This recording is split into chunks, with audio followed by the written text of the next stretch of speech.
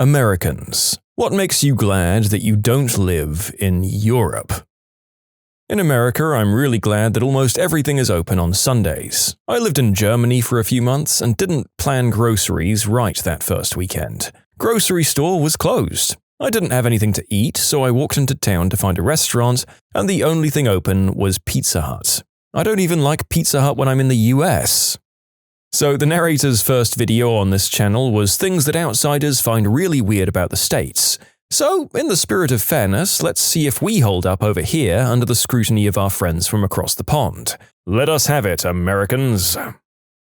Being a second-generation Ukrainian, one thing America has that Ukraine doesn't is a societal norm to not drive or park on the sidewalks. As someone who's been to Greece quite a few times, Greek drivers. Holy crap, they do whatever they feel like on the road, whenever they feel like it.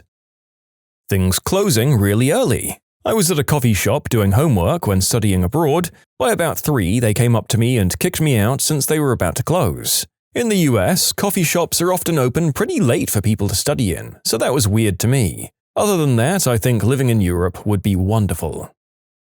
It's been years since I've been to Europe. Hell, the last time I was there was before places in the States started banning smoking. But I do remember a ton of smoking there. I know this isn't all of Europe, but I'm glad that in the States we don't have those taps that have 2 separate spouts for hot and cold, with 2 faucets. They just seem like such an inconvenience. Nothing quite like washing your hands as fast as you can under the hot tap before the water reaches the heat of 1,000 suns and melts your skin off. As a disabled person, all the damn stairs. I'd love to visit France, but the stairs. The price of gas, or for my buddies across the pond, petrol. I always see American prices and think, how much? And remember that you charge by the gallon and we charge by the liter. Although I think we're probably paying double what you are after that. I mean, we don't have Piers Morgan here. Please, don't let him come back. A lot of places in Europe don't have air conditioning, even though they could really use it. Paying ridiculous amounts of money for a driver's license in Germany. Yeah, I mean here we give them out in freaking cereal boxes.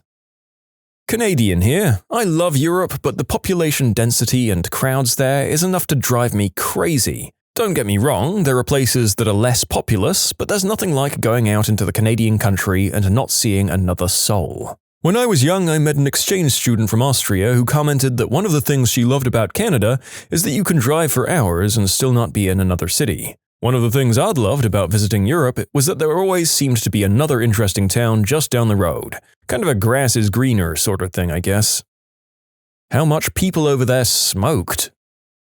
The lack of accessibility for people with physical disabilities. I lived in the UK, specifically London, for a few months and I'd always think, how is a person with a wheelchair supposed to get through this city?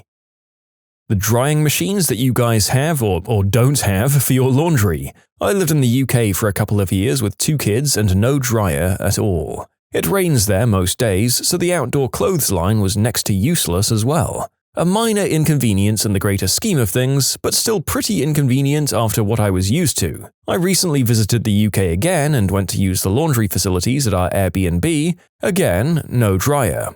And no clothesline either. Had to drape our damp clothes over every radiator, chair, and windowsill in the place for 2 days before anything was wearable. No screens in windows. You don't realize how much you miss them until there's a pigeon in your flat.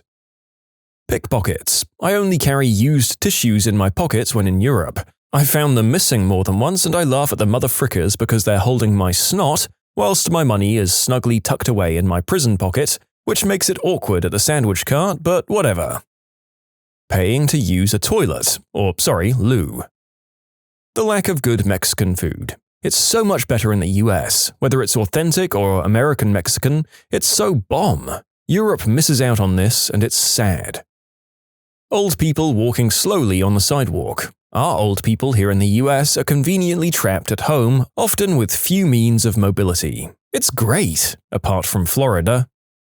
France is an amazing place that's in a shocking state of disrepair. The stoplight under the Louvre is loomed with brown duct tape. Every building needs to be power washed and the highways have weeds growing on them. The entire place could use a new curb and gutter. It's amazing that they're amongst the most heavily taxed nations on the planet, yet things are in disrepair and you get charged an arm and a leg to use the motorways. I think there's a certain age your buildings can get to where power washing would probably be pretty detrimental, but your point is taken. Myself, I kinda like how dirty certain older cities can seem. It feels like character to me. As to where the tax money goes, I don't know. Sound off, French people. From my few trips to Europe, only France and Greece, I'm happy that we don't have the high smoker to non-smoker ratio, the sheer density of population they have in some places, the water scarcity, so many tourists. I know tourism is good for the national economy, but I'd go crazy if I couldn't access my favorite spots because there are always tourists in the way. And finally, that warm weather. It's too much. The lack of public lands and wilderness areas, and the general lack of wildlife. In the States, the public holds ownership of 640 million acres of incredible landscapes, and all wildlife is publicly owned, managed in trust by different agencies. I can plant my feet anywhere on that ground and feel completely free. It's as much mine as anyone else's. I've spent a lot of time in Europe, including 2 18-month stints in Budapest and Rotterdam.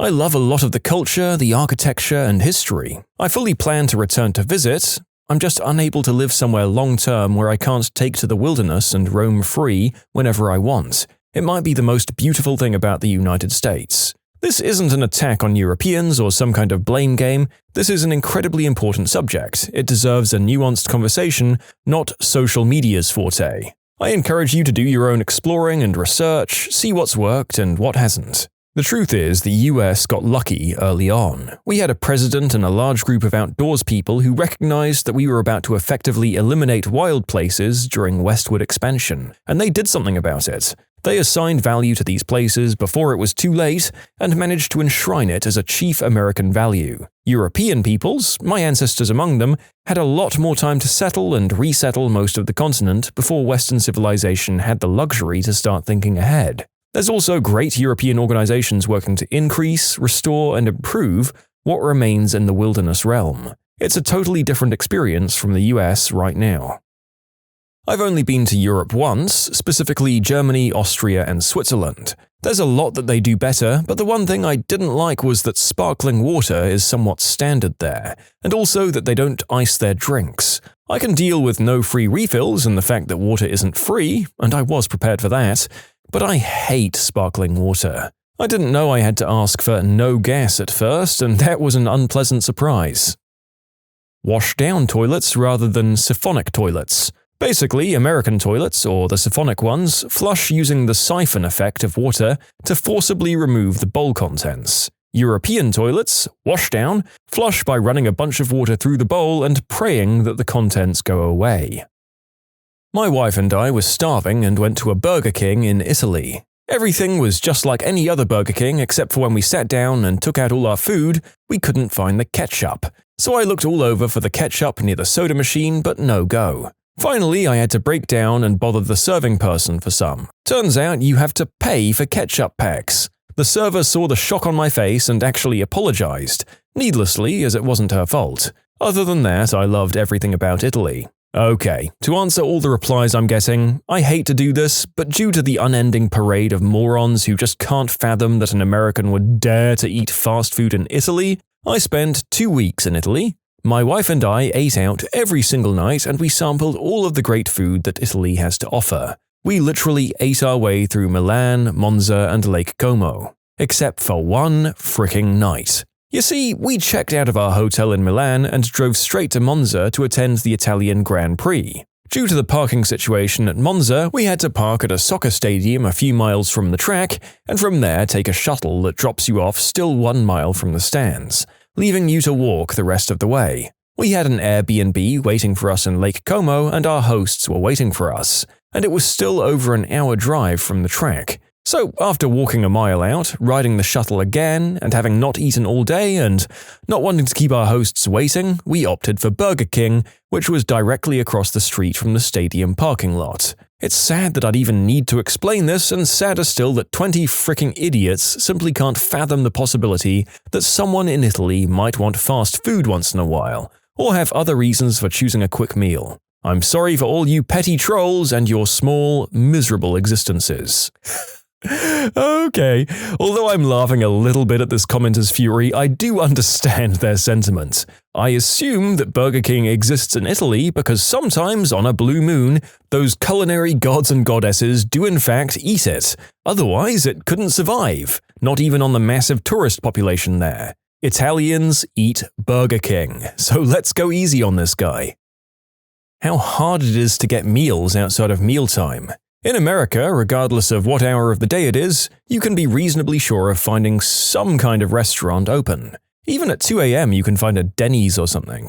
Most restaurants, outside of really fancy places, don't close down between mealtimes, so you can go in at any time during operating hours to get food. Compare that to places where all the restaurants are only open during mealtime hours, and you're out of frickin' luck if you get hungry at 10 in the morning. The last time I left the USA was in the 90s, and things might be different now, but that's what frustrated me about my trip. And the number of people writing to me just to buy groceries and make your own food when I'm talking about an experience on a vacation is astounding. Of course I'd just make my own food if stuff was closed and I lived there. That's what I do at home. You're a bit limited when you're on vacation, though. You can submit your own stories to be featured here on the channel. The story submission link is in the description below. And if you want to listen to some vibey music in the background, check out easymode, also linked below, and subscribe. Well, I am European, well, I was until a few weeks ago, thanks Brexit, but I hate how in some countries such as Spain, Turkey, and Greece, the sewage system can't handle toilet paper, so you're expected to put it in a bin besides the toilet. I remember being at a water park in Corfu, and the bin was overflowing with used toilet paper. Nasty stuff. My experience in London included walking back to my hotel at 9 p.m. on a Tuesday and seeing lots of people at the bar across the street drinking, and then going out at 10 a.m. on the Wednesday morning and seeing a lot of people at the bar still drinking. If having a drink with friends makes you happy, by all means go and do that. Personally, how much drinking I saw in London made little Miss Priss me a bit uncomfortable. Okay, breathe, people. If you're that annoyed about a stranger commenting on it, go have a drink and blow off some steam. There's a sense of claustrophobia I get in Europe. Everything seems tighter. Doorways, streets, alleys, hallways. The hotel I stayed at in Rome had a bed that wouldn't have been acceptable for the most budget motel in the US. There's a sense of being taken advantage of at restaurants with nickel and diming. Bread? That's a charge. Butter with your bread? Another charge. The US has plenty of issues, but I like the wide open spaces. Since I seem to be hurting people's feelings, I do really like your border guards. They're very welcoming and friendly. I apologize for what a rude welcome Europeans get when they arrive in the US. Also, I concede that some issues are related to old cities and tourist traps, and things might be better in the countryside. So here's a list of things I liked and didn't like about your specific country or city to give a more nuanced and positive review. Rome, I liked the Pane el Salame restaurant. I spent 2 hours and 20 euros on a bottle of wine and a giant charcuterie board. Favorite restaurant in Europe. I disliked that bed at the hotel that I mentioned. In Venice, I liked the unlimited Prosecco the hotel provided on their rooftop balcony overlooking the city. And I disliked the food. Worst pizza I've ever had. In Ireland, I liked the wittiness of the Irish and watching the girls there shoot my buddy down in funny ways. I disliked the drunks screaming at the top of their lungs for half an hour at 5 a.m. outside the hotel window in Dublin. In Barcelona, I liked the affordable, beautiful Jamon, Estrella, beaches, and the metro. I disliked… you know what, I can't think of anything for Barcelona. In Switzerland, I liked the trains being plentiful and on schedule, the mountains, the affordable skiing. I disliked getting charged $2 for tap water in Zurich at a restaurant. In France, I liked the amount of care and seriousness the French put into what they make, from macarons to croissants. I loved the history, like seeing the old walls of Paris in an underground parking garage. Like, that kind of history is just normal in everyday life. Raclette after a day of skiing is amazing. I disliked the Senegalese beggars and the feeling that most French were all annoyed that I existed. In Lisbon, there was nothing noteworthy either way. Graz in Austria, I liked Gosser beer. You just can't find it in the US. And in Prague, cheap beer, beautiful city at night. I didn't like the Uber guy trying to scam me by driving me 45 minutes through the countryside for a 15-minute ride to the airport. Didn't like that only 2 kinds of beer were available, light or dark. And in Munich, Good food, I guess? I disliked the conditions of the hotel, and Germans have weird toilets. The turds just drop onto a little shelf. Paying for public restrooms. Honestly, I wonder how the elderly manage being out and about. My grandparents and stepmother pee about every 30 minutes, sometimes more, and it would cost a small fortune while traveling, as most restrooms I saw were at least €2, sometimes €5 to use. This was in December of 2016. I was in primarily Germany and Belgium, and my blah blah car host told me that the UK was similar. Germany's train stations consistently smelled of stale pee, and I suspect this was a consequence of having to pay to use the restroom. A clean restroom is nice, but if the result of requiring payment is people just peeing in open spaces, I also don't think the trade-off is worth it. No American lemonade. Apparently some restaurants will just serve you something similar to Sprite if you request lemonade in some countries in Europe. This is because in Europe, lemonade is a completely different beverage. I only learned this the other week on the internet, but our lemonade is generally a clear, sparkling, carbonated liquid. From what I can gather, the lemonade you guys have over there is quite difficult to get a hold of over here. Lots of shops here in the UK sell Sicilian lemon, which is a cloudy yellow flat liquid that is tarter than lemonade. It sounds similar to the descriptions I've read of American lemonade. It kind of boggled my mind that I've grown up consuming American media for the past 20 years and yet never realized that lemonade meant a very different thing to you guys until literally last week. I'm curious, is lemonade used as a mixer in alcoholic drinks over there in the States? It's probably the second or third most popular over here after Coca-Cola and possibly tonic water, but I can't imagine vodka with Sicilian lemon going down quite so easily. Some of these comments really show just how misinformed Americans can be. Okay, so while the narrator, as a rule, greatly prefers life over here in his undisclosed European country, he doesn't think that the points our friends from the US are making are completely invalid. Being a tourist in some parts of the EU is very different to living here, and back when I was a lowly backpacker, I kind of had a lot of the same complaints. We can't blame them for experiencing the brunt of all the tourist stuff that we specifically target them with. Drinks not having ice in them. Cold drinks are where it's at. You can't just get a glass of water at a restaurant there. You have to pay for a bottle. That was the most annoying thing about Europe to me. Which country did you go to? You can certainly get a glass of water for free in the UK as it's required by law. Nothing really. As a middle-class worker, my life would actually be a lot better in Europe.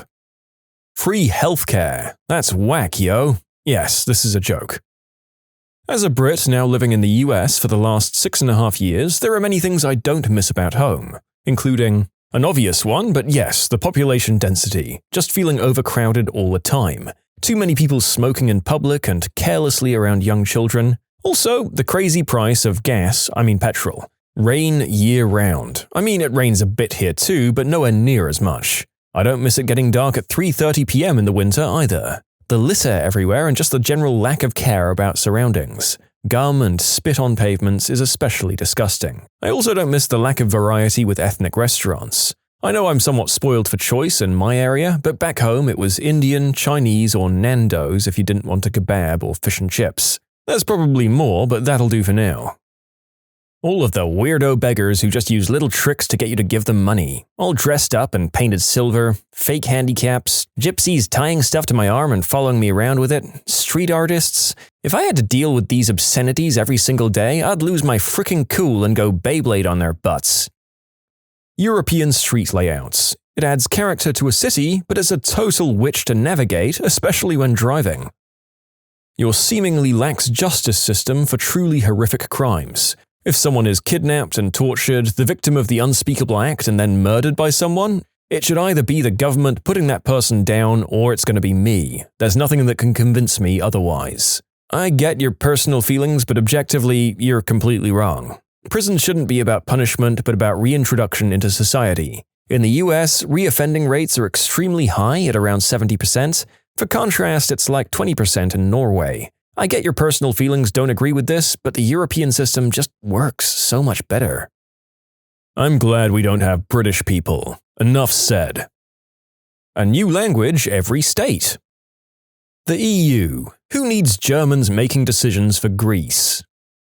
The fact that you can be criminally charged for hate speech in some countries, Article 13, the out-of-control immigration in some of the others, pickpockets, and how expensive some things are. Also, as a hobby shooter, I dislike the weapon laws over there. God damn it, those pesky lawmakers taking away my hate speech, it's so oppressive.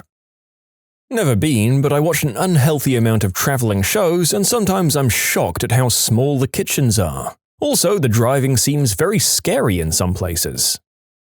Europeans who absolutely crap all over Americans when there's questions like, what about the US is weird to Europeans, but can't take it when Americans throw in their 2 cents. I'm an American who's been to 14 countries in Europe, many of them more than once, because I genuinely love to travel over there, and to be honest, I don't have much to complain about.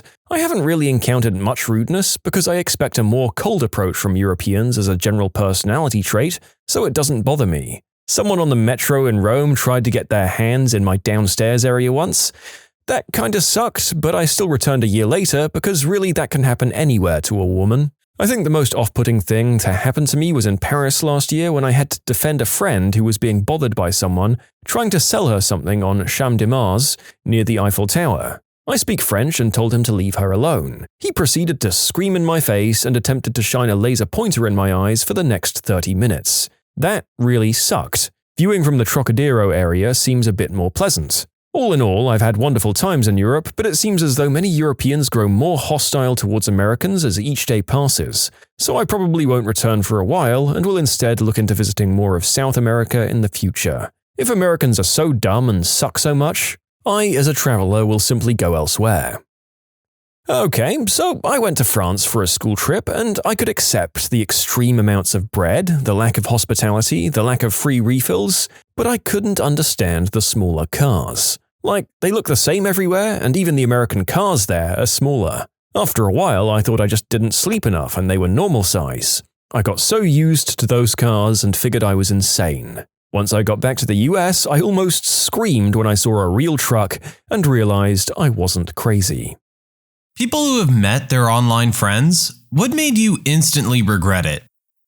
Met my best friend at the time on League of Legends. After talking every day for 3 years, I ended up moving to a state much closer to him, so we decided to finally meet. We talked about all the things we'd do together and how awesome it would be. I loved him so much. He was there for me through so much and was a wonderful friend. He had a new girlfriend at the time of our meetup and he brought her along with him. I had no problem with this because I'd love to meet the woman who makes him happy. It was abundantly clear from the get-go that she wasn't a real big fan of me. I did my best to be kind and still had tons of fun. I didn't hear from my friend much after that. A mutual good friend of ours messaged me, and when I asked about my best friend, they said his girlfriend was telling people that I was basically an awful person for whatever reason. 3 years later and he's engaged to this woman, and I'm happy for him, but I haven't spoken to him in those 3 years. I still miss him every day, and I wish I could be there for him on his wedding day.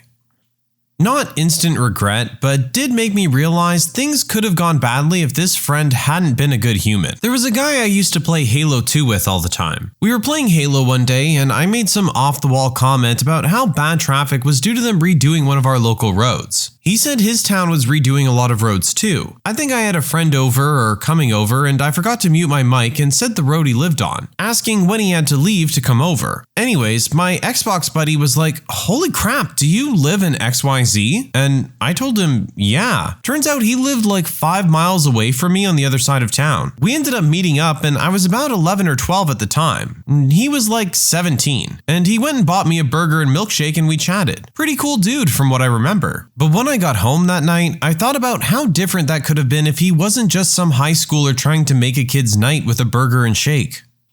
My brother met a girl in person that he'd known for 4 or 5 years online, during which time they kind of had an online relationship. She had brought her friend with her to meet him, and while they were sitting around a table awkwardly making conversation, with my brother apparently quite shocked at how bad she looked in person compared to how she looked online, and having absolutely no interest in her other than his friends, the girl sent her friend a message saying, "Oh my god, get me out of here, he's looking at me like he wants to jump me." But she accidentally sent it to my brother. What ensued was likely incredibly painful to be a part of. My brother showed her his phone and looked at her in disgust.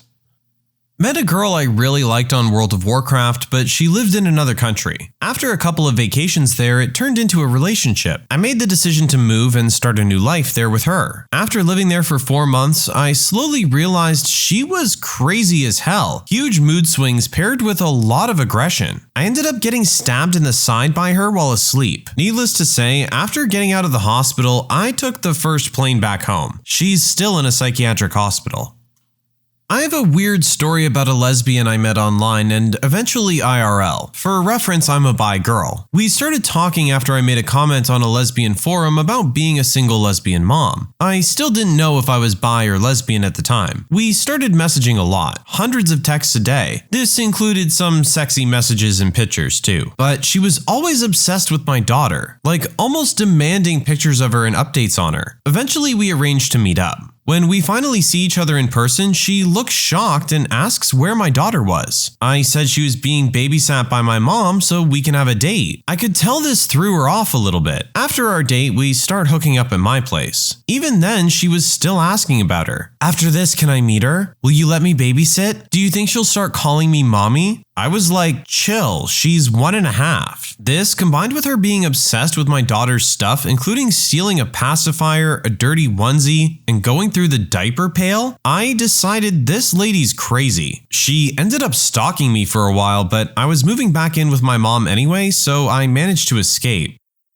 I was 13 and had a 20-year-old pen pal in Hong Kong, both of us female. We met on Tumblr and emailed each other regularly. My parents were CC'd in all of our correspondence, and we basically just talked about our cultures. About a year of us talking went by, and she said that her university allowed her to study abroad in Europe for a semester, and she chose my country. Fun! I was excited! However, some time went by and our friendship kind of faded, to the point where I had forgotten she was even coming to my country. About 2 weeks before she was supposed to come, she emailed me that her student accommodation had to be cleaned out, so she couldn't access it on the night she arrived. She needed a place to stay for one night. I asked my mom and she agreed to pick her up from the airport with me and that she could stay with us for one night. I mean, we trusted this girl. I was very open about my friendship with her. We had pictures and everything. So 2 weeks later, we pick her up from the airport, and we didn't click. She kind of annoyed me, but it was late and so we just went home. We get home and get her settled. We went up to my room and she gave me some presents and we chat a little bit. She then says, "Thanks for letting me stay here this semester." Huh? Excuse me? This semester? I asked her like, what do you mean? You can stay here tonight. We can see each other during the weekends if you want to hang out, but you can't stay here. She goes quiet. We go to sleep. At this point, I just wanted her to go away, and I got what I wanted. The next morning, I wake up and she's gone. I don't even know how she got out because we locked the doors at night, but she just vanished. We have special locks that you need a key for to open, and the key was somewhere else in the house. Her suitcase was still there. I tried calling her, but she didn't pick up. She eventually texted me, asking if my mother could drop off her suitcase at a train station 40 minutes away at a certain time. My mother brought the suitcase, and that was that. Never seen her or spoken to her again after that. Now that I think about it, I have a theory about why this went down like it did. She most likely put my address on her visa application as her place of residency during her stay, and needed to stay in my house in case immigration was going to check if she was actually there.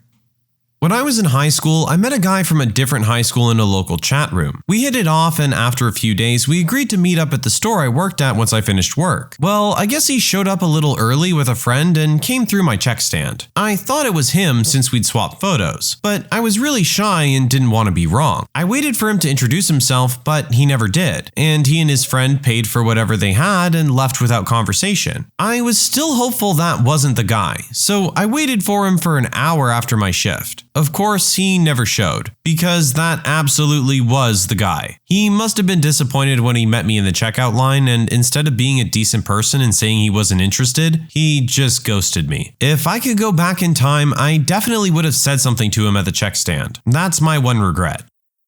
When I was 14, I had an online friend 2 states away who was 14. He and his mom took a trip to see me, and the first thing we did when we saw each other was run full speed at one another. Our heads bounced off each other and I chipped my tooth and broke his braces. I'm pretty sure his front tooth was also loose and had to go to the dentist to fix it. A friend I had for 6 years flies over to Australia to hang with me for a month. Little did I know he was a little bit taller than me. I was 5'10". He was, 6'7". I never knew he was this tall. He never talked about it. And when I was at the Brisbane airport waiting for him, I texted him stating, "I don't know where you are," to which he replied, "Look up." Towering over everyone is this blonde guy that has the arm span of the airport lobby. I cried, we laughed, and I regret bringing him over because my ceiling almost hits his head. It was my friend Kate who befriended this girl Jessica, who allowed us to come and stay with her when we traveled to the US. Jessica was rude to me instantly and kept my friend away from me. I'd go upstairs and she'd find a reason for them to go downstairs. She had Kate share her bedroom and she'd lock the door for hours, so I'd just go off and do my own thing. We met her two odd friends and they both ignored me. When it was time for Kate and I to move on to another state, Jessica insisted on coming with us. The lady we stayed with in another state, Robin, took no crap and called Jessica out on her strange behavior. Jessica proceeded to lock herself in a room and demanded Kate stay in there with her. They were in there all day, and eventually Kate came out and said to me that there's something wrong with Jessica and she's actually scared. Kate and I had plans to stay with another online friend, Matt, in another state, and Jessica demanded we cancel because she doesn't like or trust Matt. We said no, this is our holiday and we've paid for our flights, and Jessica then said she'll come with us, but we can't meet up with Matt. We said no, she cried, and we left. Kate blocked her on everything. Kate's mother called us not long after saying Jessica contacted her crying, saying Kate is in danger and that we abandoned Jessica, and she's so concerned for my friend's safety. It was actually incredibly scary. Kate later found out from another girl, Jane, they all knew each other from a forum, that Jessica had been telling everyone they were in love and had even slept together. I don't know how much of that is true, but I've known Kate for 20 years now, and she's never identified as anything other than straight. She denied it 100%. Jessica was just obsessed with her. And months later, Kate heard Jessica was telling everyone she was saving money to come to our country to find Kate. She never did, thankfully. Other than the time spent with this girl, we had a great holiday and made some good friends. I, 22-year-old female, had a 26-year-old male friend online for 11 years before we met. I'm Canadian and he's American. We met on a role-playing site when we were quite literally still kids and were a massive part of one another's lives, especially during our teenage years. We spoke every day through text, on the phone, had each other on social media. We even knew and sometimes spoke to each other's family and friends in real life. He called me his light and his sister, and I called him my brother. We were family. It would take a whole novel to explain our 11-year friendship and what we've been through together, but I'll just try to make it short by saying he had a very crappy and unstable life and had a lot of mental health problems. He was a narcissist. I spent many years being his emotional crutch and punching bag, helping him find jobs and being there for his breakdowns. I never broke off the friendship because after all those years, I kind of felt responsible for him. Anyway, last year we finally decided to meet. We were both grown adults and saved money to go on a 10-day trip to a dream destination of mine in the States. I knew this likely would not go well. I knew he was a narcissist, but I just had to meet him. I had to meet my brother, the guy that was there for over a decade. I needed to see him face to face. On this trip, he, 1, abandoned me on a mountain during a hike because he decided he wanted weed. When he came back, I was obviously mad and wanted to go back to our hotel, but he told me to wait for him in the car while he did the hike on his own. I took an Uber home and he returned as well 4 hours later. 2, automatically assumed I'd shell out $300 for him to buy a laptop he wanted without asking me, just brought me to the store to look around while we waited for our movie to start at the theater and sprung it on me. I refused. And 3, was overall inconsiderate. We only ate at places where he wanted to eat, when he wanted to eat, only did things he wanted to do and not me, despite the trip being my idea, and I missed out on a lot because he just wanted to sit around and do nothing. And so much more. What hurt the most is when I confronted him about it, he told me, "You're not my girlfriend. I don't need your approval or need to change for you to like me." I cut the friendship off and blocked him when we returned home. I also plan on retaking my dream trip one day and doing it properly this time. When I was 19, I jumped on a flight to meet a friend I had known for about 4 or 5 months. We both went through family bereavements and were a shoulder to cry on for each other, via the phone or internet, and we just decided to meet for a few days in a country between us. Until then, everything had been perfect. She was the coolest girl, really smart, the kind of person you want to be around all the time. When we met, things started great, but a day later she confessed, "You're not what I expected." What? 19 years old and not very confident, this knocked me sideways. "I don't know, you just seem different." I never hid who I was before we met and was completely open, and it put a real sour taste on the rest of my time with her. Instead of chatting nonstop and watching Jackass on TV in the hotel at night, we went quiet and straight to sleep, ate in silence. I put as much effort as I could into it, but I still never got to the bottom of how I was different. We went our separate ways, texted for a few days, and then never spoke again. Not quite an instant regret, but there were 2 people I was meeting, Macy and Maya, for the purpose of this story. We discussed meeting again, planned to have sleepovers, just generally have fun. The first day we meet up went really well. We all had a good time. I thought it went brilliantly. Then, a few weeks later, I found out they were carrying out all the plans, without me. They still have sleepovers to this day when Maya's back from uni, and I'm just left out. I don't speak to either of them anymore. It hurt. The worst part was, I'd met Macy a few times before and it was fine. This all happened after I met Maya at the same time. A few months down the line, Maya confessed she had a crush on me. Don't know if that played into it, but never actually met him, but played Apex with a dude pretty regularly, almost every day. We finally exchanged info, and then he used to call me repeatedly in depressed fits and complain about how girls don't like him. It sucks because I wanted to help, but once it hit 36 calls in one day, I had to block. I actually worked with this lady at the time. She was good looking and very flirtatious. Most importantly, we both played World of Warcraft. She ended up inviting me to join her server, and of course me wanting to get closer to her, I joined. We played for a time and had a good PvP group going, her regular friends. Of course, she was still flirty with me in-game and I was back, all in group chat. Either way, we had some great times together slaying players in PvP. Summer comes and it's a company barbecue. I find out she's bringing one of our PvP partners to the event. Cool. It was her husband, a cop. I've been virtually flirting with her in-game in front of him for 3 months.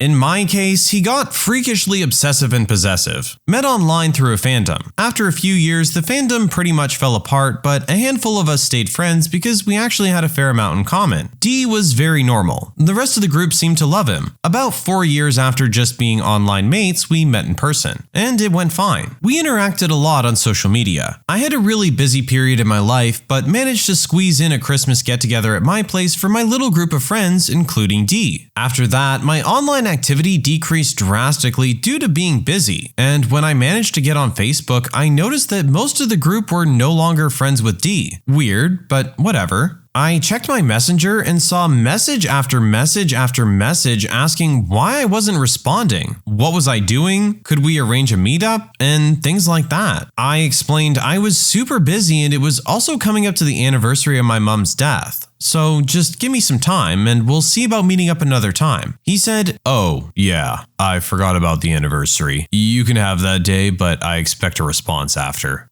Screw that. I blocked him. So he sent email after email after email asking me, "What is your problem? What do you think you're doing?" And things like that. So I blocked his email too. After 3 very peaceful weeks, there was a knock at my door. It was D, and he had a 6-page letter detailing why we had to be friends. I shut the door. I used an anonymous email thing to tell him if he contacted me again or showed up at my door, I would call the police. I went on Facebook and told everyone, including the 2 remaining mutual friends, about all of it, and could the mutuals not share anything about me and my life and actively discourage him from attempting to make contact? And the friends who had long since unfriended him started messaging me that they stopped talking to him because of how creepy he was being in PMs about me, always asking if they knew what I was doing. Had I talked to them? Was I seeing anyone? Or if I was actually actually busy because he was convinced I wasn't, and things like that. In return, I told them how he'd been trying to convince me to stop being friends with them because according to him, they were all sorts of horrible things and that they were just incredibly jealous and hated how close he and I were. I assumed he was just butthurt because they stopped talking to him, so he was just making up a bunch of stuff about these people who had always been perfectly nice to me. One incredibly weird occurrence just before all this happened was telling me a mutual friend on Facebook that I was heading to the aquarium in London with my daughter, mutual friend also being in London that day with their daughter, and maybe we could grab a coffee and let the kids play in the park for a bit. I checked my messages later that evening and D was incredibly upset because he'd waited at Farringdon Station exit for 2 hours so he could come to the aquarium too, and I didn't show up. We didn't get off at that station, but one that was 2 stops after and closer to where we were going. I haven't heard a peep in over a year. He's apparently deleted his Facebook and Instagram and thankfully just disappeared.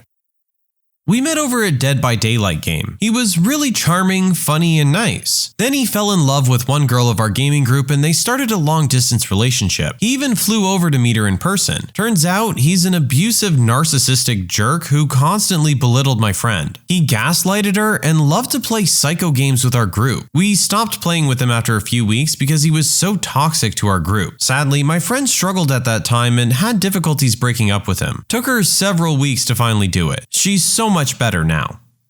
For my story, he wanted sex, I just wanted friendship. He had photos from when he was 16 as the only photos he shared. He was 24 and looked nothing like that now. So much so that I couldn't tell he was the same person as in the photos. I was barely 18 and inexperienced in the world. Money didn't impress me, but he kept trying anyway. Motorcycles terrify me, but he kept trying to up his bad boy image by telling me all about his. All in all, we were totally incompatible, but he kept trying.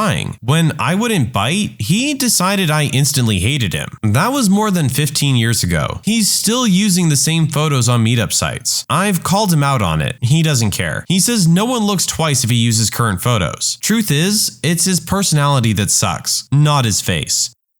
I had a group of online friends for a bit and I'm really close with my older brother, like best buds. And one day when we were playing League of Legends, I asked my brother to join after a while. I guess my brother was better at the game than me because they stopped inviting me to any games, so I was eventually separated from the group. One of them came to my state for an event and asked my brother if he wanted to go. He said yeah and then asked me. I was a bit hesitant, but after my brother insisted, I went. I did have fun, but there were moments that made me remember I'm not really in that group anymore.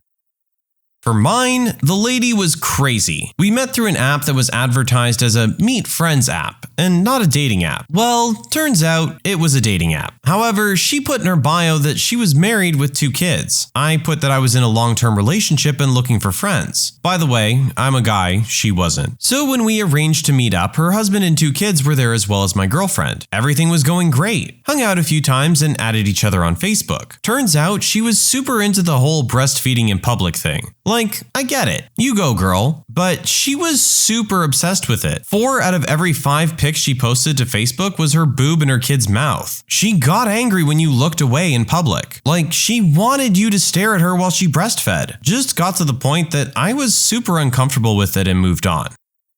I met her after gaming with her for about a year and a half. My parents allowed me to have her visit for a weekend. Unbelievably beautiful girl. Had a lot of deep talks on the phone, were frequently flirting quite hard and stuff. She kind of was my first love interest. We went out for a drink with a few friends of mine and she started hitting on my best friend the second she saw him. Didn't even pay attention to me the whole evening. And the first thing she said the next morning was, "Let's go to his place." That really hurt.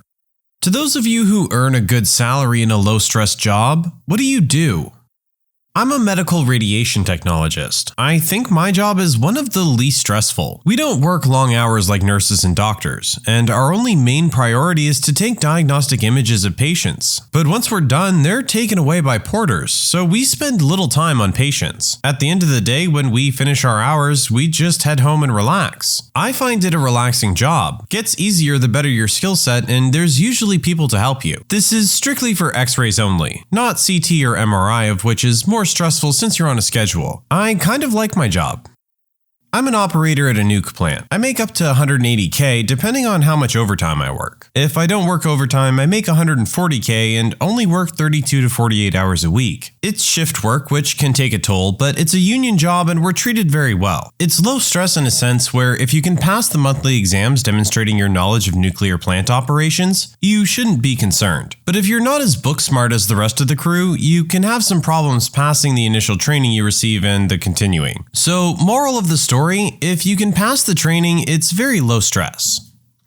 I'm a truck driver, home every day. Just listen to music and watch the sunrise. Make about $80K. Could make much more if I put in the hours. The worst is having people complain about you existing. Just gotta have a screw 'em mentality. I wouldn't recommend truck driving to others though. It's very hard to get a good paying job. I got very lucky and had a home daily company hire me the moment I got my commercial driver's license. Long haul drivers actually make less than home daily drivers, which nobody seems to understand.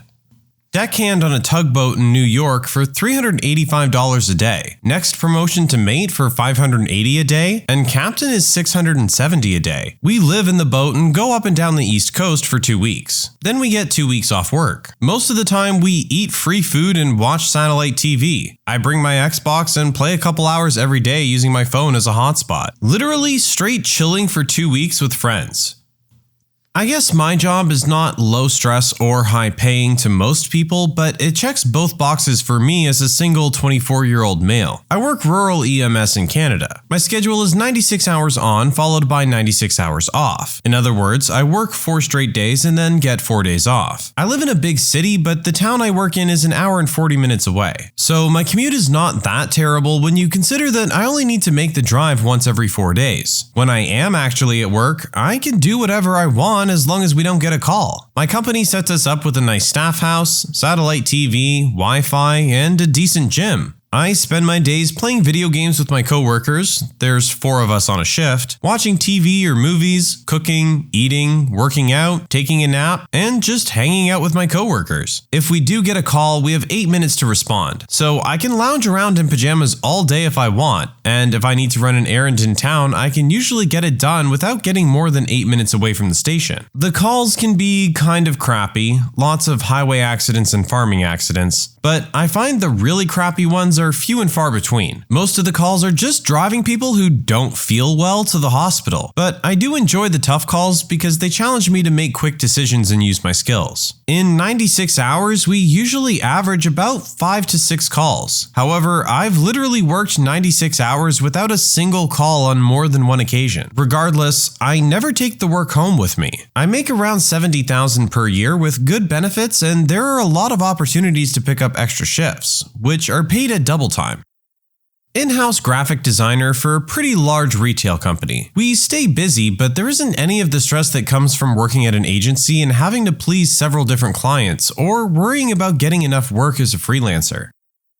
I ultrasound hearts and vascular systems in a doctor's office for $35 an hour. Super laid back. If you're fast enough, half your time is free time. I manage to trade stocks, read, learn something new, and just generally keep extra time filled with something interesting.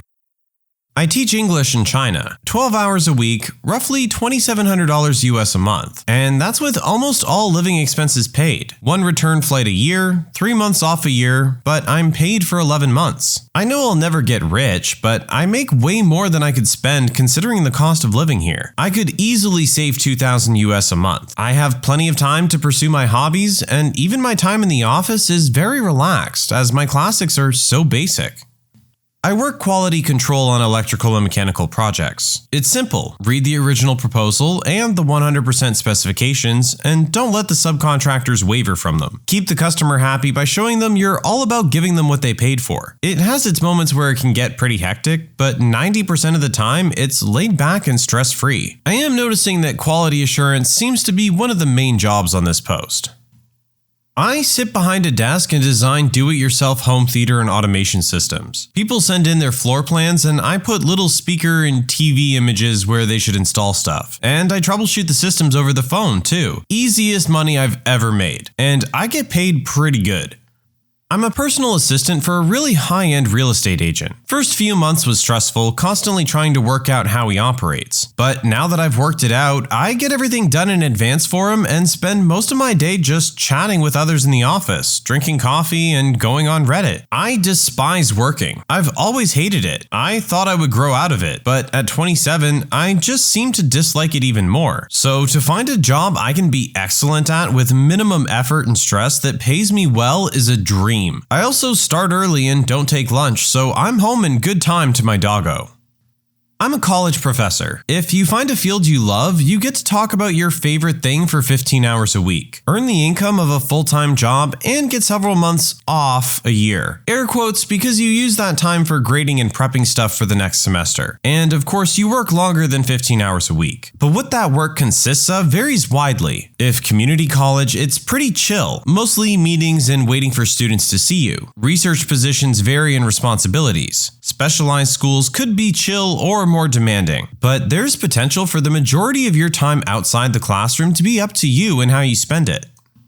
I'm a senior accountant for an oil and gas company. It's kind of a small family-operated company. The president of the company takes very good care of the employees and their families in terms of compensation, bonuses, and benefits. Unlike other larger oil and gas companies that have been hit hard in recent years, this one is still very much in the black. Make no mistake, the actual work is very busy and fast-paced. My career has advanced pretty fast here, going from knowing nothing about oil and gas industry to being one of the 3 most senior accountants here in just a few short years. Always something new to learn and skills to advance. Really, it's not just the career role itself that makes it low stress, but the place you work as well. The respect the company and people here have for each other is a rare find. Everyone loves their job, and the company is always pushing and making good on the ideal that employees are their biggest asset. Both people above and below me are highly talented, respectful, and very easy to work with. I have to work a weekend every once in a while from home just to be sure my duties are done to the best of my ability. However, for the most part, I go in at 8 a.m. and leave at 5 p.m. and my job ends there. Very flexible, can work from home or leave early, and the trust that everyone's busting their butt is a big part of that. It's my dream job. After years of crappy ones inside and outside the field after graduating college, I got really lucky. A friend of mine makes $45,000 a year in marketing. His entire job is making a newspaper/TV/internet ad saying, "Who would like to try a new product?" Sitting on his butt for several days waiting. Then when people respond, he sorts them by if they should qualify or not. Guys can't test women's deodorant and things like that. That's the end of his job. Everything else is done by another group. He has hours of paid free time he uses to code and do side projects. He went to school for 8 years for math to get this job. I work data analytics. Today, I make $75K plus salary, good benefits, working Monday to Friday, 7 to 3:30, and all from home. Haven't worked a weekend or night or more than 40 hours in years. No commute, no traffic, no office drama, no dress code, no degree, no special training. Just an eye for patterns and fascination with data. Started my career 13 years ago doing outbound telemarketing for a credit card company. Nights and weekends for around $9 an hour. Basically the first job I could find with health insurance. About once a year, I looked for something that was a little bit of a stretch and moved for a raise. Mastered the job and move again. Going to school now for a degree only because my work will pay for it. I work as a landman in the oil and gas industry. While that title is sort of all-inclusive and covers a ton of different jobs, I spend most of my time researching the history of property to see who's owned it for the past 150 years and what they've done with it. Things like are there any mortgages, oil and gas leases, easements, etc. Oil and gas companies want this information so they can determine who to lease/pay when they drill for oil. All of this information is available in county courthouses, so I spend about half my time there reading old documents. The rest of the time, I'm able to work from home. It's a very chill job. I don't really have a boss, no one bothers me when I'm working, and courthouses can be almost like libraries sometimes. It's also a very rewarding job because you're sort of figuring out a puzzle and get to see something through to completion before moving on to your next project. There are sometimes deadlines and priorities, but they're never too bad for me, and I always hit them. It can also get stressful when there's no work or you have to move around, but I still think it's worth it. Generally, generally most people have a degree, but not always. It's very much an industry that still relies heavily on networking, and I know several people who do what I do and make great money without a degree. I've made over $100K a year for about 5 years now, and I've only been doing it for 7.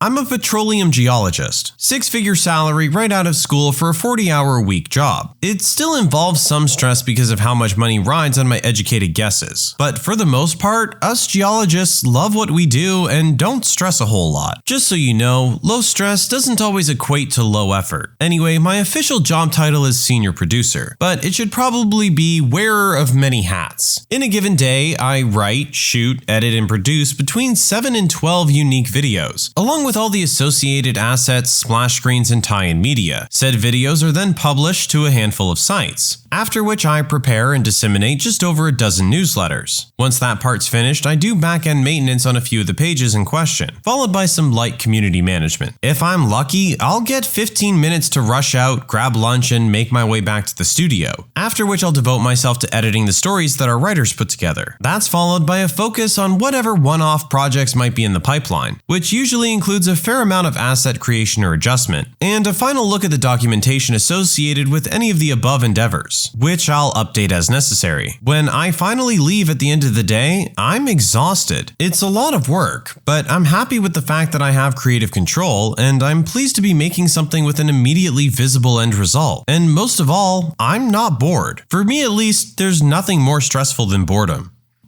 I'm a carman. I inspect and repair freight cars. Most of the time, work is laid back and easy. Sometimes I have to work in crappy conditions like a heat wave or torrential rain or freezing temperatures. Sometimes I have to lift heavy stuff or do sustained hard labor, but those days are rare. Stress only comes when the yard is all messed up and the yardmaster wants us to magically unmess it, or when managers come snooping around to try and get you in trouble. Again, rare days. The job suits me and pays me enough to be comfortable. My schedule sucks, but they're hiring, so I'll finally have some seniority. I work for one of the world's largest board game companies. Most of my job is granting studios in other countries access to our files so they can translate them and sell them in their country's retailers and then pay us a royalty. I get to go on trips to check out their studios to make sure they're up to the job, go to a lot of game conventions, and literally am required to play games with the coworkers I love at least a couple times a week. The benefits are great, and being only 2 years out of college, the work experience and salary are good.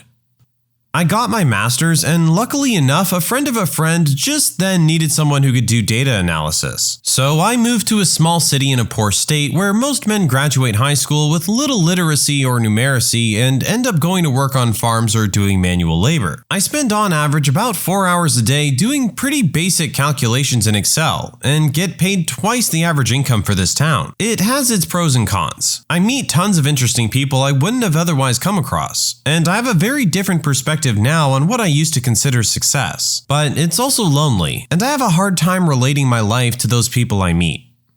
I work midnights as a direct support professional for people with developmental disabilities. 90% of the time I'm on Reddit or drawing or watching movies. Most of the time the guys in the group home are sleeping. It doesn't pay anything amazing, but $10.25 plus benefits isn't all bad when all I have is a GED and a few hours of training. Some people couldn't do it. Too nervous around people who are definitely not neurotypical. One of the guys right now a few feet away is just rapidly rocking in a recliner as he watches TV and occasionally making noises, which I just realized would freak a lot of people out. My full job title is Export Compliance Executive at a medical device company. Sounds fancy, but in reality, a distributor asks for a document which has already been compiled by someone else. I just copy and paste. It's fantastic. I'm a program coordinator for desk operations at a large university. Essentially, I manage all of the desks in the dorms on campus. This entails lots of student employees whom I relate quite well with at my ripe old age of 22. The job is mainly email chains and meetings with an occasional difficult conversation. I get university benefits and just under $40K. To be fair, my cost of living is dirt cheap. I'm a dog walker in Los Angeles. I see the same 10 dogs every day, every week. So it's like I have 10 dogs of my own. Since my clients are dogs, they're always happy to see me, which I will never take for granted after years and years in retail. I get to be outside in the sunshine, listen to lots of podcasts, and I'm walking all day. I'm no Rockefeller, but I work part-time and it pays the bills and gives me a little extra money to play with, so I'm very grateful. I don't know if it's a good salary, but I take home about $30 an hour in tips dealing poker. My paychecks are usually $200 to $300 every other week, after benefits and taxes are paid for. You can take home over $5K a month just pitching cards to people and putting up with their whining. The job has completely worn me down after 12 years, but there's zero stress involved with it. Mine is way different than most of the other comments on here, but I make upwards of $120 a day just delivering pizza for Domino's in an incredibly affluent area of North Texas. Basically, getting paid to drive around and smoke. It's amazing. I'm an independent contract courier. My job is to drive to a list of animal hospitals, pick up blood samples, urine, stool, biopsies, etc., and then transport them to a medical laboratory for testing. I make $240 a day, just driving around in my car. I'm a medical transcriptionist. I think the pay is very good considering how stress-free and easy the job is, once you learn the lingo properly. I work in 3 shifts too, so the pay is even better.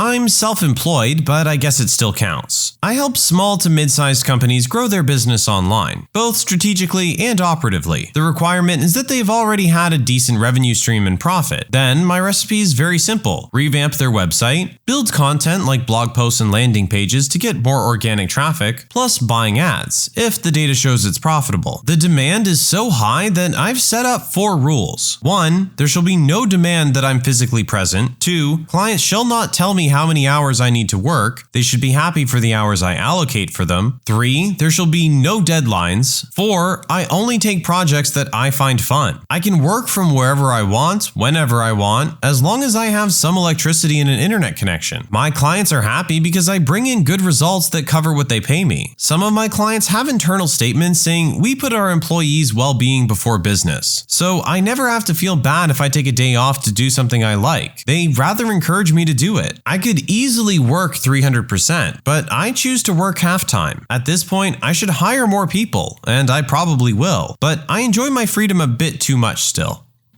I recently got my job and I'm really lucky. I work for a university in admin and get about $60K a year and 17 super to respond to emails and the occasional phone call from students who need help. Sometimes it can be tricky issues, but a lot of the time I basically tell them stuff that can be found on our website, like their study dates. Or I explain how to submit forms and send their forms off to be processed. I love my job. I work in digital media marketing. I make okay money, around $80K, and work from home. Some days I'll have about 1 to 2 hours worth of work to do, but probably 2 to 3 days a week I do almost nothing. Sometimes I feel bad for how little I work compared to the credit I get, but a large part of my job is reactionary. So I figure as long as I'm there when I'm needed, then I'm earning my wage. I've also been doing this for 6 years, so I can do it with my eyes closed. I get no joy from it, but it's so easy and I work from home. So, meh. I work in swimming pool repair. I get paid by the job, not by the hour. So if I want to mess around all day, I do. If I want to make a buttload of money, I bust my butt all day. I get to make my own hours, I quote my own prices, and I knock off early for a matinee or for a beer with friends whenever I want. I average about $75K a year. I work in software quality assurance. Pays about the same as developers, unless you're on top tiers or specialized, but way less stressful. Also, the hardcore programming autistics don't enter this field since it's not actual coding, so competition for good jobs is less. Most just run or write tests and tell nerds they're doing things wrong. I'm a teacher for students who don't give a crap because their parents are rich. It's often frustrating that they don't want to learn, but then again, pretty easygoing because you can reuse old teaching plans without feeling guilty. Parents, students, and administration only get upset when I'm fed up and expect at least some of them to do their work. Currently, my contract rolls in desktop support. I'm not sure if I'm just lucky or great at my job, but nothing breaks and I only really spend 10 minutes a day total fixing things. This email won't send, that's because the email address is incorrect, that sort of stuff. I'm more here for a just-in-case scenario. It's okay, but I miss my previous roles on a service desk being hit with calls for 8 hours a day. I get in, blink, and it's time to go home because it's so full on. The days go pretty slow here and I end up exhausting Reddit by lunchtime. But for $35 an hour at 21 years old, I can't complain. I'm a garbage man. I switch between a two-man truck and the scale house at the transfer section. I make $50K a year to dump your trash and tell you where to dump your trash. It's a town job. We're one of maybe 6 towns in Connecticut that hasn't privatized trash collection. Redditors who work in retail, what's the saddest thing someone ever returned? Customers come in regularly with large amounts of baby supply returns. They get the wrong gender items or duplicates. An older woman came in with a cartload, so I asked about the new baby. She slowly and through tears explained that her only child and grandbaby had died during childbirth. A man returned a Christmas tree one year. He was pretty bummed out, and when I asked him about it, he told me that he was supposed to have visitation this Christmas, but his ex refused to let him see his kids. I still think about that guy. I hope he gets his kids this year. I used to be a manager for the Disney store. We had a regular old man come in with his wife regularly. Super cute couple. I mean, matching outfits, holding hands, just as cute as could be. We used to sell these huge stuffed animals, like ginormous. The couple came in about once a week and would just walk around, laugh, and smile, buy little things here and there. One night, he came in on his own and bought one of these gigantic Mickeys we had. It was $300, I think. He was so excited about it. He told us all about how he was going to take her out to dinner and it would be sitting there on the bed to surprise her when they got home. Anyway, 2 days later, he walked back in carrying the giant Mickey Mouse plush to return it. He had bought it to be a surprise for her 75th birthday. She had passed away in her sleep the day before her birthday. He thanked us and said goodbye and that he would not be coming back because our store reminded him too much of his wife. We found out he passed away a week later. We found out all the details because one of our employees went to their same church. 2 middle-aged ladies, apparently sisters, were having the time of their life in my department. One bought a ton of assorted housewares, including some relatively inexpensive but very distinctive-looking glass vases. We chatted throughout, and they were fun. I kept thinking about how much of a real joy it had been to deal with them. The next week, she came back to return the vases. When I asked the reason for the return, suspecting, the color/size didn't work like I expected, she embarrassedly explained that impulsive purchases were a problem in her manic states. Not a return, but I worked in a jewelry store and the saddest sale we ever had was a lay-by. Guy had this ring on lay-by for 12 months, but died in a car accident. His parents came in and picked up the ring so his girlfriend could keep it. Don't think she had any idea he was going to propose. I worked at Toys R Us in the late 90s, before there was really a separate baby store, and we sold all the cribs and clothing and such. Someone returned carts full of baby items from a registry. An older man came in on behalf of the mother because the baby was stillborn. We accepted all items at full price with no receipts and gave cash back. The family certainly didn't need hundreds of dollars in store credit. I work at a liquor store in a college town, and one night some younger guy was returning a keg barrel, only it was still half full. I jokingly asked the guy if it was a crappy party or something along those lines, and he responded with, "Yeah, it was a party for one of our friends who died the day of the party." I work at a hardware store. About a week ago, we had someone return a jack, which I think had failed and snapped shut on his arm. His forearm was completely shattered, and I think he lost his job. I work at a thrift store, and it's not exactly returning, but we get a lot of sad donations. For example, we had a recording of a father's final moments he made for his 2 sons. It's like 2 hours long. I listened to the whole thing. Also, there's a guy who comes in every week and donates 1 box of stuff. I asked him if he was moving one time, and he said, "No, these were my wife's, and she's passed now." I'm never asking someone why they're donating again. I was working at a large pet store, in the tropical fish department. One busy weekend, a very well-dressed, rather snobby woman came in and bought 6 baby angelfish, each about the size of a dime. plus the fins. The store I worked in was inside a huge high-end shopping mall, so we had a holding service where we would bag up fish, cash the customer out, and float the fish in their bags in a warm tank until the customer had finished all their shopping and was ready to leave for home. As a matter of course, I offered to hold this lady's baby angelfish. She said she was all good and laughed. We thought nothing of it, since many of our customers come in from outside the mall just to stop at the pet store, and didn't bother visiting the rest of the mall. 4 or 5 hours later, she stormed back into the store demanding a manager and a refund. She was shaking the bag in our faces for emphasis, yelling that her gorgeous angels were all dead. On close inspection, we discovered that the silly woman had put the poor fish in her car, presumably so she didn't need to carry them while she stopped for other things or returned to the store to pick them up. Unfortunately, because it was January and the temperature outside was about minus 15 degrees Celsius, the tiny babies had frozen to death. She simply couldn't wrap her head around the idea that tropical fish cannot withstand freezing temperatures. Even when we took a tiny fish out of the bag and showed her that not only had ice formed on top of the once 84-degree Fahrenheit water, but the dime-sized fish was actually frozen stiff. Some people just shouldn't have pets. Not strictly retail or a return, but at the cinema I used to work for, someone booked an entire gold class lounge so they could propose to their girlfriend alone. This cost thousands of dollars. He had a special video made up to play after the trailers, the whole 9 yards. A day or two before the big day, he called to cancel his booking. His girlfriend had dumped him. I work in a clothing store, and a gentleman came in with his wife because he had lost 80 pounds and needed new clothes because his old ones wouldn't fit, obviously. I congratulated and jested that he must be working out every day to lose that kind of weight. He replied that cancer was the cause of the weight loss and not exercise as I so jointly suggested. He understood when I apologized and still bought clothes.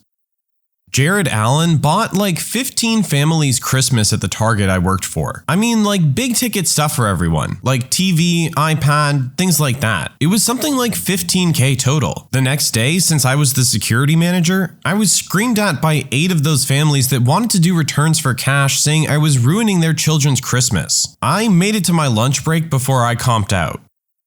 This kid came in by himself and was looking for some socks or booties for his weenie dog. He was telling me about how he got her and how now her legs didn't work anymore, so he didn't want her getting hurt while dragging. He paid with a bunch of pocket change and ran out the door. A couple days later, he came back in and just handed me the socks back. I worked at a Subway for a year, and we shared the building with a jewelry store. It was a small business, and we always made a salad for the owners free of charge. One day, a customer at their store is incredibly enthusiastic about buying an engagement ring for their significant other. He told the entire Subway crew about how he met her after his mother died, and that they've been seeing each other for almost 5 years. He kept saying how happy he was that he found someone who makes him truly happy, and that all the challenges in his life were necessary for him to find true love. He came back a few days later. The light from his eyes was gone. He was returning the ring. I talked to the owners later that day after he left, and apparently she broke it off with him because she fell in love with someone else. It was really sad to watch. I worked at a grocery store where someone returned a box of crackers. She said that she doesn't actually eat the crackers. She just licks the flavoring off them. This particular box didn't have enough seasoning for her, so she had licked the crackers and then brought them back. I went behind the return counter one day and saw a pair of boots with a damage slip in it. They looked fine, so I asked my coworker why she damaged them out of the system, and she said a girl died in them. Apparently, the girl's mother bought them for her when she was sick in the hospital. She died and the mother returned them. Someone returned a prescription dog food. I knew what had happened as soon as she approached the counter. Her dog passed away. He was very old and sick. She broke down in front of me. I used to work for an online retailer that sold baby items. Think baby memory books, clothing, toys, growth charts, things like that. Someone was returning a baby memory box where you can store items like their baby shoes and teeth for posterity. When I asked what was the reason for the return, she said it was because they had lost the baby. You could tell in her voice how hard that was to say. I was fresh out of college, childless, and had no idea how to react. Fortunately, that was the only time I ran into that during my time there. A set of Mr. and Mrs. pillows. She had a tan line where her engagement ring was, a black eye, and her neck in a brace. It turns out the fiance was abusive, but he didn't show his true colors until about a month before the wedding when he thought he had her trapped. Luckily, she got out. I felt really bad for her. Not so much a return, but an old man came into the photo lab I worked at to pick up his photos. He had dropped them off months ago and he had no ticket. Turns out his house burned down and he lost everything. We helped him find the photos. All he had were photos of a gray cat sleeping or sitting by a window. He cried like a baby when he saw the photos. He was old and living alone. The only thing he cared about was that cat, and it had died in the fire. I forgot to charge him for the photos. My bad. I helped a woman 7 months pregnant and her husband pick out a whole baby set for their new baby. Stroller, crib, car seats, clothes, and everything. The stroller was a high-end model that we didn't sell many of, so it stood out to me. A month later, I saw the same stroller, car seat, and crib in the return bin. When I asked about it, my manager said that the woman and her husband were hit by a drunk driver and killed. Her mother returned the items. This happened a little over a year ago. A frail old woman came in to return an unopened box of a very expensive brand of cologne. She didn't say much past, "I need to return this." And me, being the people person I am, trying to jokingly mention, did her husband not like the brand? She sighed and said, "It was his birthday present, and when I went to visit him in the hospice to give it to him, he had already passed away." I was speechless and profusely apologized and ended up talking to her about my mom passing away a few months prior to this. And we ended up crying together in the store and talking for an hour and a half. She left with a smile on her face, but the initial reaction still haunts my dreams. Not my story, but my supervisor shared a story with me about an old woman who placed a large order to redecorate her and her husband's house. We're a store that mostly sells general home items, but also have a large selection of furniture. She had selected several $1,000s worth of merchandise. A lot of it was special order, so it was being sold non-returnable. The woman ended up passing away shortly after everything was delivered, and the husband couldn't deal with all the new stuff. He wanted to keep all of their old things exactly the way they were, so my supervisor made an exception to have it all returned and refunded. Somewhat similarly, someone created a registry for their upcoming baby. They had a ton of baby stuff picked out. Unfortunately, the husband had later called in to say his wife had miscarried and the baby didn't make it. The wife was okay, but in no condition to talk on the phone. So again, my supervisor allowed everything to be returned. No questions asked. I worked at a vitamin store. The most commonly bought items were weight loss or control pills that had ephedra in them. Xenadrine and the store brand equivalent were the most popular of those, next to hydroxycut. Our store sent memos that due to recent problems with the products, we would be honoring full refunds even if the product was opened and mostly used. The people returning them were tweaked to their follicles, shaking, sputtering, saying, I can't take this stuff anymore. It's making my heart pound too fast. And I'm just like, okay, it's okay. I should add that not only was it the most popular product bought, but most commonly returned one. The return box in the back was brimmed to the top with open bottles of Xenadrine.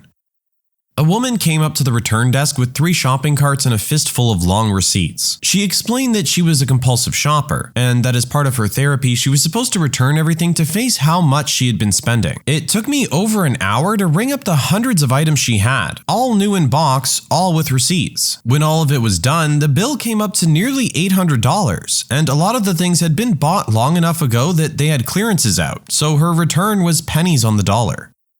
Back when I had just started college, I worked at Barnes & Noble. One night, I was working a shift at the cash register, and a lady came up with a handful of books and a stuffed llama. I told her the llama was really cute, and she was like, "I know, isn't it great?" She checked out and walked out to her car, where her husband and son were waiting. 5 minutes later, she came back inside. She said she had to return the llama, and I expressed surprise and asked why. She said, "My husband wants my son to have a more American animal, like a lion." I worked in a plus-size clothing store. I helped a woman pick out a wardrobe for a 2-week cruise that she was going on with her boyfriend of 6 months. A few weeks later, she returned all the clothes unworn. I asked her if the cruise was canceled. No, it turns out that there never was a cruise, or a relationship. This guy was dating her as a prank, and he and his buddies schemed to see what they could get the girl to believe. She thought he was in love with her and wanted to move in together soon. His parting words to her were, "Like anyone would really date a fat person like you." A woman came into the pet store I worked night shifts at and bought a ton of stuff for her new rat, and about 2 days later, she returned everything, including the rat. She put him in a soda box turned on the short end. He was coated in feces and urine. I took him in the back and cleaned him up, but God, I don't know if I've ever felt so bad for an animal that I really have never taken an interest to. I worked at a clothing store that was popular with teens. A spoiled tween came to the register accompanied by her mom and laid out easily $500 worth of clothing, probably around 20 plus tops, 5 pairs of jeans, a jacket, shorts, sandals, and more. As I'm ringing up this absurd amount of items, another girl, I assume the first girl's friend, joins the tween and her mom. As she approaches, I realize the friend must have recently underwent chemo. She was probably a tween as well, completely bald and frail. She approaches the girl and her mom with a single tank top. Friend, is it okay if I get this? Mom, sure, but Susan needs to put back one of her items. Daughter, no way, Mom. Profanity-laden verbal assault on her mother ensues. Mom decides to purchase $500 of clothes for the daughter, while the cancer-stricken friend returns the $10 tank top. I continue despondently ringing everything up, hating the world. I used to manage the warehouse at an electronics store, and occasionally sold stuff and did returns and whatnot. A younger guy came in, about 19 or 20, and said he just got his first real job and wanted to buy a big screen TV to celebrate his first paycheck. Sold him a good TV, did the normal testing for him, slight discount on warranty and whatnot, cause I'm cool like that. He was super happy. I packed everything up for him and helped him get it out to his hatchback, probably his parents' vehicle. A week later, I saw the TV in my warehouse with a return tag on it. I asked around a bit, but nobody really knew until our usual customer service girl came in to start our shift. What I was told was that after I sold the TV, he was on his way home when a deer jumped out in front of the car, went through the windshield, and killed him instantly. The TV was undamaged because he'd laid it down on the floor in the back all wrapped up in bubble wrap in the box. His dad had come in to return it. I work in customer relations for a luxury car dealership. I basically get paid to interact with customers and make them feel more at ease during the buying and servicing of their vehicle. That being said, I get to know and like a lot of our customers. So one day last year around Halloween, we had a young family come in looking for an SUV, since the wife was pregnant and the husband had just gotten a huge promotion. They had a kid already that was around 4 if I remember correctly, and were actually just really cool people. I actually spent a lot of time getting to know them through their buying process and was excited to have this family get their dream car. Fast forward to this August and I see their SUV out in the parking lot. When you work at a dealership, you learn your favorite plates and cars. Or I'm a freak, both are possible. I ask around and no one in service is working with them. So I ask our sales manager, thinking they're switching into the redesigned model of the SUV. We'd talked about it when they'd originally bought their car. He gave me an uneasy look and said it was the wife's mom, and I should talk to the sales guy. Weird, but okay. I find the sales guy and he's also uneasy, but after a few minutes tells me to go to the back office and he'll fill me in. Apparently, the husband had some kind of massive breakdown and had taken it out on himself and his wife. She had just had the baby and I suppose that had stressed him out. Her mom was called when the toddler went to a neighbor and said his parents were messy and still sleeping. Basically, the mom was there to see if we could buy the vehicle back after getting everything else taken care of, which we did.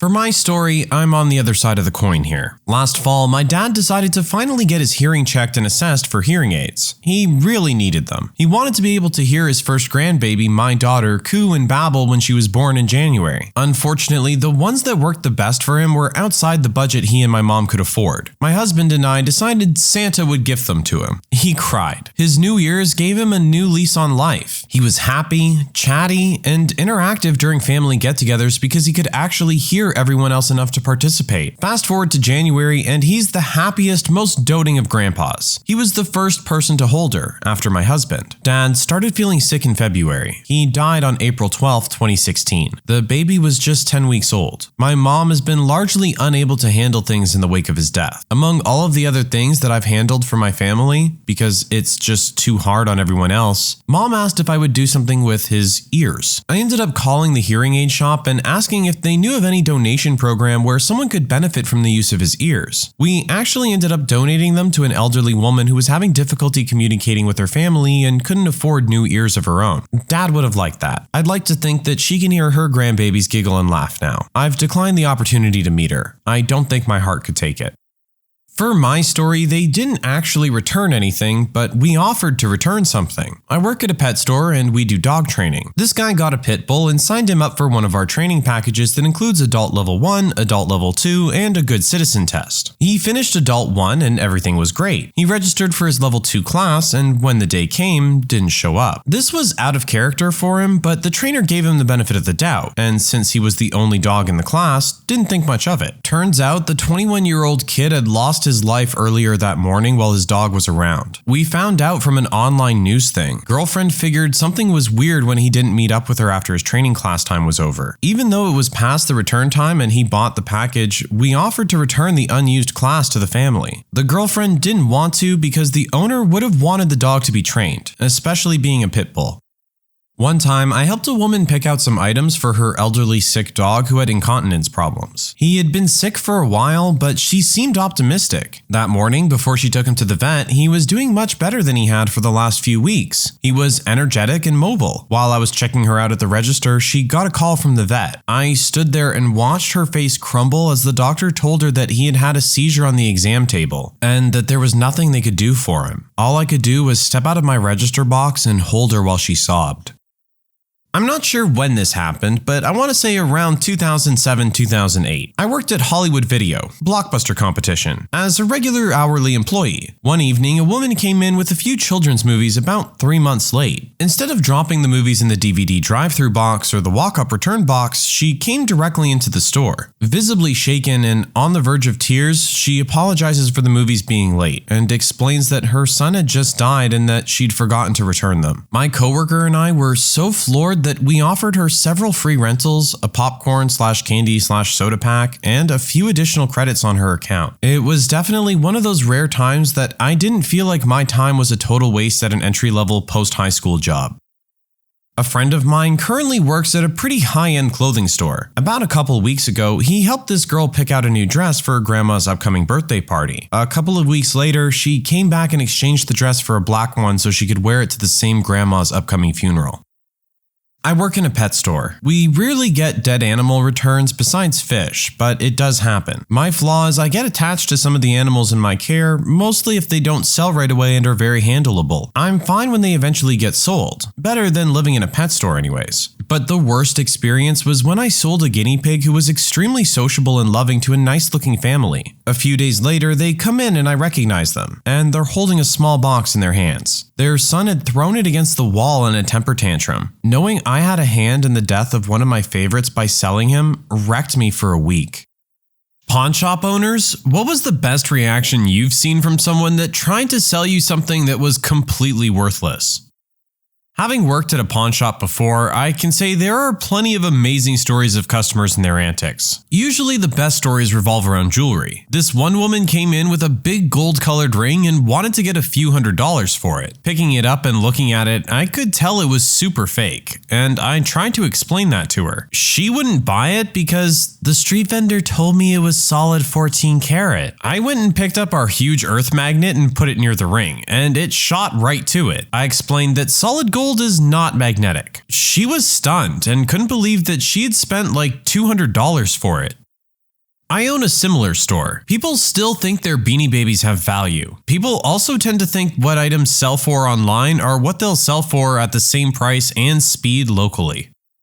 I worked in a pawn shop for a couple of years. The most memorable one was about 30 seconds. Large, sweaty man walks in with a belt sander, sets it down on the counter in front of me and plugs it right in. Made direct eye contact and switched it on. The sander immediately made a loud popping sound and smoke began to rise. Unplugged it, turned around, and walked out without a single word between us. For a second, I thought he was just gonna walk in and sand the countertop.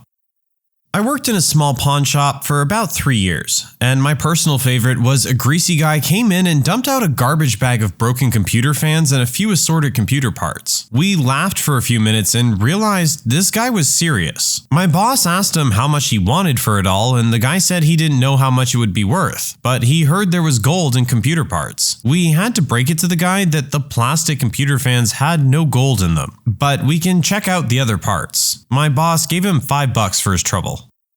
20 plus years of owning one, and I can spot fake gold without touching it. People never believe the chain they bought from the guy at the gas station for $50 isn't real. Never. Seeing people's reaction to this varies from they knew it to I'm gonna kill him. Not an owner, but I am a frequent shopper. I saw a meathead couple try and sell their off-brand wires-cut 20-inch car stereo speakers for $200. When the guy wouldn't bite, they flipped out, yelling, "You legally have to buy anything." They threw such a tantrum he called the cops. They got arrested. Car got searched, and wouldn't you know it, substances were found. Afterward, I got a good deal on some cordless power tools. I worked in one for a few years. Not really a best reaction, but a girl came in already in tears holding an engagement ring. Everyone at the pawn shop feels obliged to tell you why they're selling/pawning, and she told me she'd recently moved across the country and just found out that her fiance had married her friend back home. The big problem was I could tell it was fake as she was walking in the door. All I could tell her was, if you thought he was a jerk before you came in here, you're not gonna like what I'm about to tell you. Ended up giving her $5 for a worthless ring just to give her something. And she ended up a bit happier, cause now she had something new to hate him for and couldn't wait to tell him.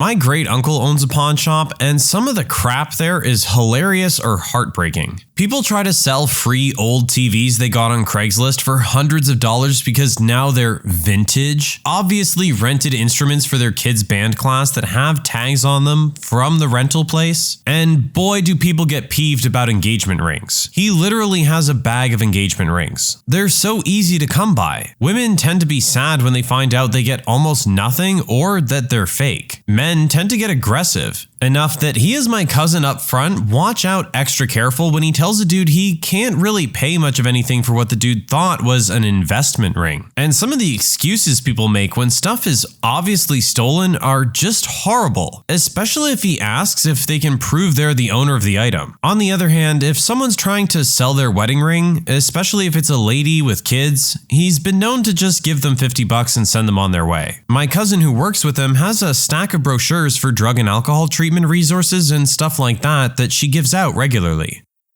I have one here that's the opposite. Girls thought they had worthless cards that ended up being very worthwhile. I worked in a comic book shop that also sold trading cards. In this case, Magic the Gathering. Two young girls came in, maybe 14 and 15 years old, with a small box of cards. They said they found it in their uncle's closet that passed. They figured it wasn't worth much, but just wanted to see. I thought the same, and opened up the box of cards to take a quick glance, and I was a little alarmed at what I saw. Alpha and Beta cards, a couple of Power 9 cards, and this was just the first 10 cards in. I stopped, said, "I'm really sorry, but I'm not familiar with these older cards." I lied. I just wasn't authorized to try and buy something of this magnitude. I'll need to call the store owner. I called him, and at first he was annoyed because the other store he was visiting had a Ford plow through the front window. He just said not to bother with the trade-in, until I casually mentioned some of the cards there in the stack. He said, "Don't let those cards leave the building, I'm on my way," and hung up. The girls couldn't wait, and I asked if they wouldn't mind leaving the cards with me, along with their names and phone numbers, and we could get back to them. When the owner came in, he went to the back, got some gloves, and went through all the cards. I stayed after my shift because I wanted to see it unfold. The owner gained like 10,000 respect points from me when the girls and an older woman, presumably someone's mother, came back in, and he was straight with them. He said, "What you have here is all very worthwhile. There isn't a card in this box that would sell for less than about $5. But these cards here," he fanned out some cards that I couldn't see, "are the most valuable cards in the box. And this one," he pulled a card away, "would sell for the price of these and the entire box at least twice as much. I don't have enough money to be able to make you a fair offer. What you have here is easily worth about $20,000 to a collector." The girls' mouths dropped open. The owner offered them everything he had available in the shop, about $6,000, and they accepted.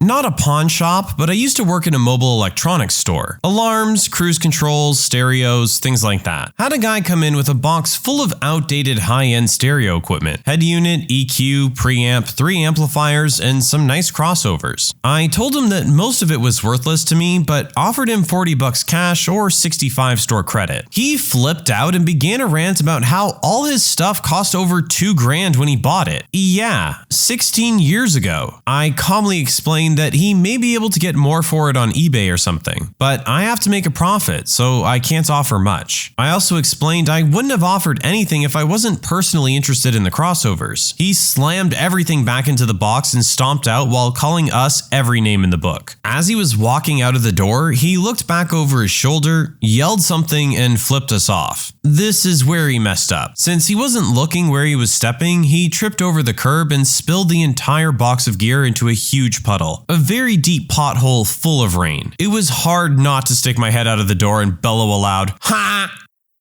I was a pawnbroker for a while. So many junkies trying to sell fake jewelry. But this one lady really stood out. She came in with a chain and pendant in a cute little box. First thing we do is look for marking. While I was doing that, she started getting feisty, yelling at me saying, "Why are you doing that? Don't you see it says made in Italy? Hey, stop! Are you blind?" At this point, I'm like, "Okay, lady, we can't take this. It's not real gold." And she just flips out saying, "It doesn't matter, it's from Italy and this and that." She called me stupid and flipped off all the staff. All we did was laugh. But as she revved off, she hit a BMW and the owner saw her. We turned over the security taping to the cops. Screw that lady. I worked in a buy, sell, and trade video game store. Day after day, people would come in with common Atari stuff, PS2 Rock Band guitars and drum sets, throwaway original Xbox or PlayStation 1 games, Superman 64, yada yada yada. They'd be so happy and excited, and I had to be the one to break it to them that they weren't going to get hundreds of dollars for their crap. "But I spent $60 on it when it was new. We've taken really good care of it. We've never even used it. It's for the N64. Isn't that vintage? What do you mean a third-party Xbox controller isn't worth the trade-in price for a Microsoft brand one? They're the same thing." Day in and day out, I had a woman who threw a complete fit that we wouldn't take her Wii Rock Band drum set and 2 guitars. She also had 25 DVDs, an original Xbox and a Wii, neither of which could read discs, and about 30 bottom shelf games. All of the discs were scratched to oblivion, and everything reeked of cigarette smoke and was yellow. When I told her that the only things we could take were the 2 controllers that came with the Xbox, she yelled, threw the box of DVDs on the floor, and proceeded to rearrange games on our shelves as she stormed out. The man she was with just picked everything up and they left. They tried going to our second location, but we called them and let them know what happened. They got the same deal there and she threw the same fit. That's the problem with running a local video game store. Most people think they have a secret gold mine when they just have run-of-the-mill crap.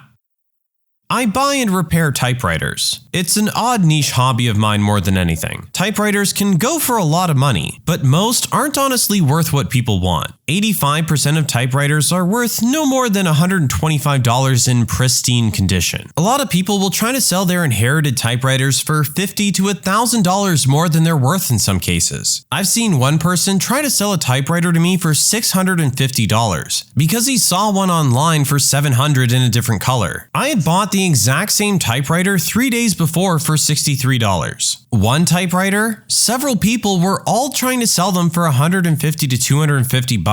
I bought one in amazing condition, better than the higher priced ones for $70. Just because someone labels a price or because it's old doesn't mean it's worth that price or value. That's not how it works.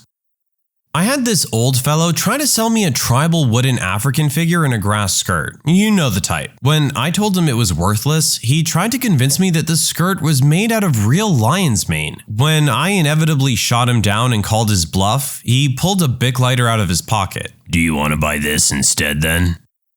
I used to work at a pawn shop. One time, a guy came in with a DVD VCR combo, brand new in the box. We, the pawn shop employees, would always engage the customer in conversation while looking at the item, partly to feel out the customer and see if they had any inconsistencies in their story that may indicate stolen goods. So I started the conversation. "Wow, this is a nice unit. Where'd you get it?" "Best Buy. Just bought it a couple days ago." "Oh, nice. But you want to sell it to us? Why not just return it to Best Buy?" "Oh, yeah.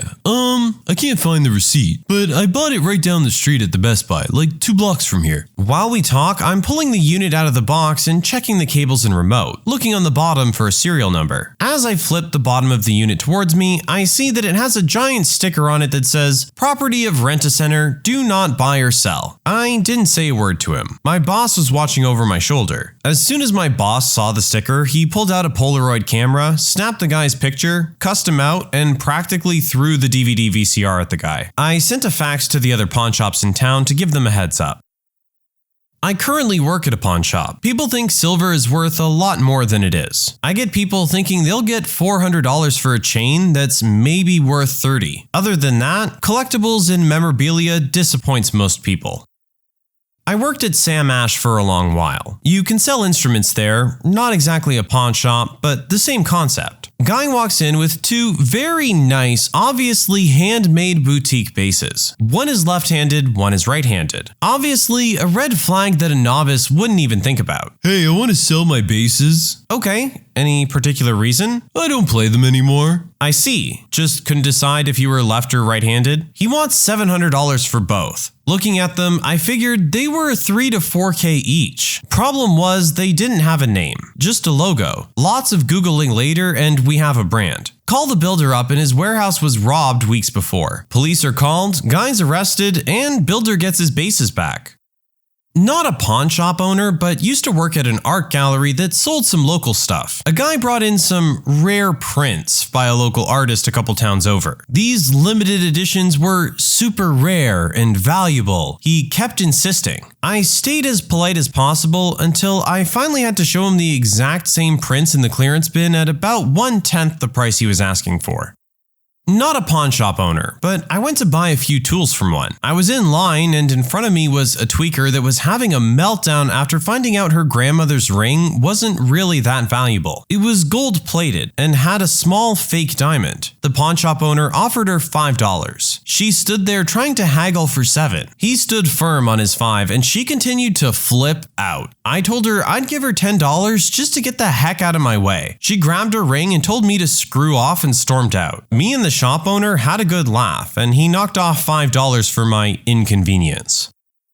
Former private security and my partner used to work security for a pawn shop. A Navajo man once arrived at his place with a trailer full of landscaping equipment. It looked exactly like what you see residential landscaping companies use. Full of shovels, mowers, blowers, enough equipment for a 3 to 5 person crew. He wanted to sell everything at once, trailer included. The owner said, "Let's inventory everything. Give me 24 hours to add this up and I'll call you." The owner takes a notebook and writes everything down. Every item and what serial numbers he could get. Writes down the plates on the trailer and took a quick picture of a miscellaneous sticker on the hitch. He calls the police. The trailer was reported stolen that day. Him and a detective picked a time that was convenient. Owner calls the guy back and says, "I'll give you $4K for everything." And they argue over the phone and he gives up and says he'll pay $7K for all the equipment. Just come Tuesday at this time. The guy shows up and 1 detective and 2 officers arrested him. The arrest was calm and without incident of any kind. The guy knew the jig was up. The actual value of the equipment? Like under 1K tops. It was heavily used, very old lawn equipment. I'm sure it worked great for whoever it was, but it was all super old equipment with little value.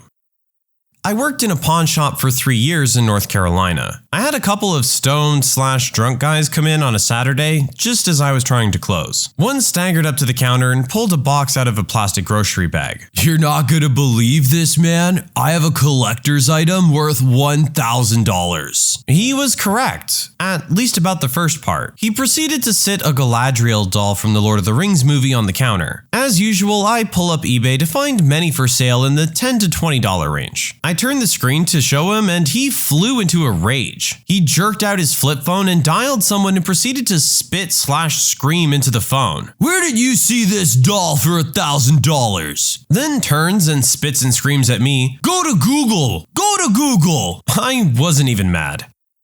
Okay, well, I guess it's time for my most embarrassing moment. I got scammed by one of those stereo vans that goes around with equipment saying they had extra, but really it's fake. I went to the bar and my hat got stolen. I really liked that hat, so I went to the store to buy another one. As I was walking in, this van pulls up and these two dudes are like, "Hey, wanna buy a stereo?" I'm like, "Nah, I'm cool." They were really persistent. It also just so happened that I had an extra $100 in my pocket. They kept pushing, originally trying to sell it for like $400. They said it was their last stereo and I told them I only had 100. Honestly, I bought it because I not only wanted them to get out of my face, but I also thought it was a cool deal. Fast forward to me getting home and never opening the product. I swear to God, it sat in my living room for like 6 months. Finally, one day, I needed a little extra cash, and I'm like, why don't I just sell the speakers? I drive around to 4 different pawn shops who all tell me they couldn't take it. No explanation why. Finally, I have this Hispanic lady who barely speaks English at a pawn shop offer me $40. I kept haggling on the price, so finally she got her manager. When the manager came over, he Googled the product and turns out it's a known fake product that's sold all around. The guy thought I was trying to get one over on him. I explained myself and left before the cops got called. I was a little worried. It didn't hit me until later that night why I was getting such weird facial expressions from the other pawn shops I went to. I still cringe at that story. Worked at a GameStop near a Target. Target employee calls me and tells me a list of games that were just stolen from the store. Lo and behold, not 2 minutes later, a couple walks in to sell us the games. The funny part, they were still shrink wrapped with the Target price tag and the locked plastic outer device. I noticed a police car drive to the front of the Target, so I sent my coworker over to grab the cop and I expertly kept the attention of the two idiots. Engaged them in a bunch of small talk, and as the cop was about to walk in, I said, "Looks like someone's here to see you." Their faces were priceless.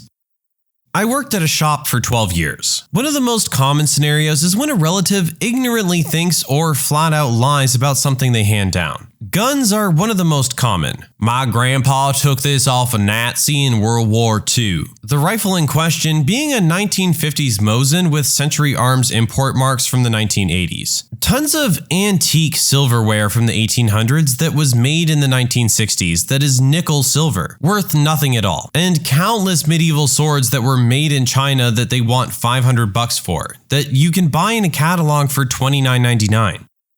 Not an owner, but used to work in one owned by my dad's cousin. Some lady walked in and we examined her jewelry, which we determined was fake gold. So she walked away mad, and I guess she threw it in the trash can by the exit. Later that same day, we see a man walk in that seems to be just looking around. And after a few minutes, he goes to the counter and shares a story about how his grandmother passed away and left him some jewelry which was passed down through many generations. But the times were tough, so he wanted to pawn the jewelry temporarily until he'd be able to get some more money. So we tell him, sure, we can take a look at it, when he pulls out the exact same jewelry the lady had earlier that day. But not to anger him, we test it with a magnet just to show him that it isn't real gold. He then gets very angry, saying that it is real gold and that it's a 50 karat rare gold from the 1700s, and that's why it's magnetic. For anyone who knows about gold, 1. Real gold isn't magnetic. 2. The purest form of gold is 24 karat. We explain that to him and he gets mad and pulls out a knife and starts trying to break our bulletproof glass with a cheap looking knife. And as a result, breaks it. After that, he just walks out and we never saw him again. While closing up, we checked the trash can and the jewelry the lady threw out was nowhere to be found. GameStop employees of Reddit, what are some of your horror stories?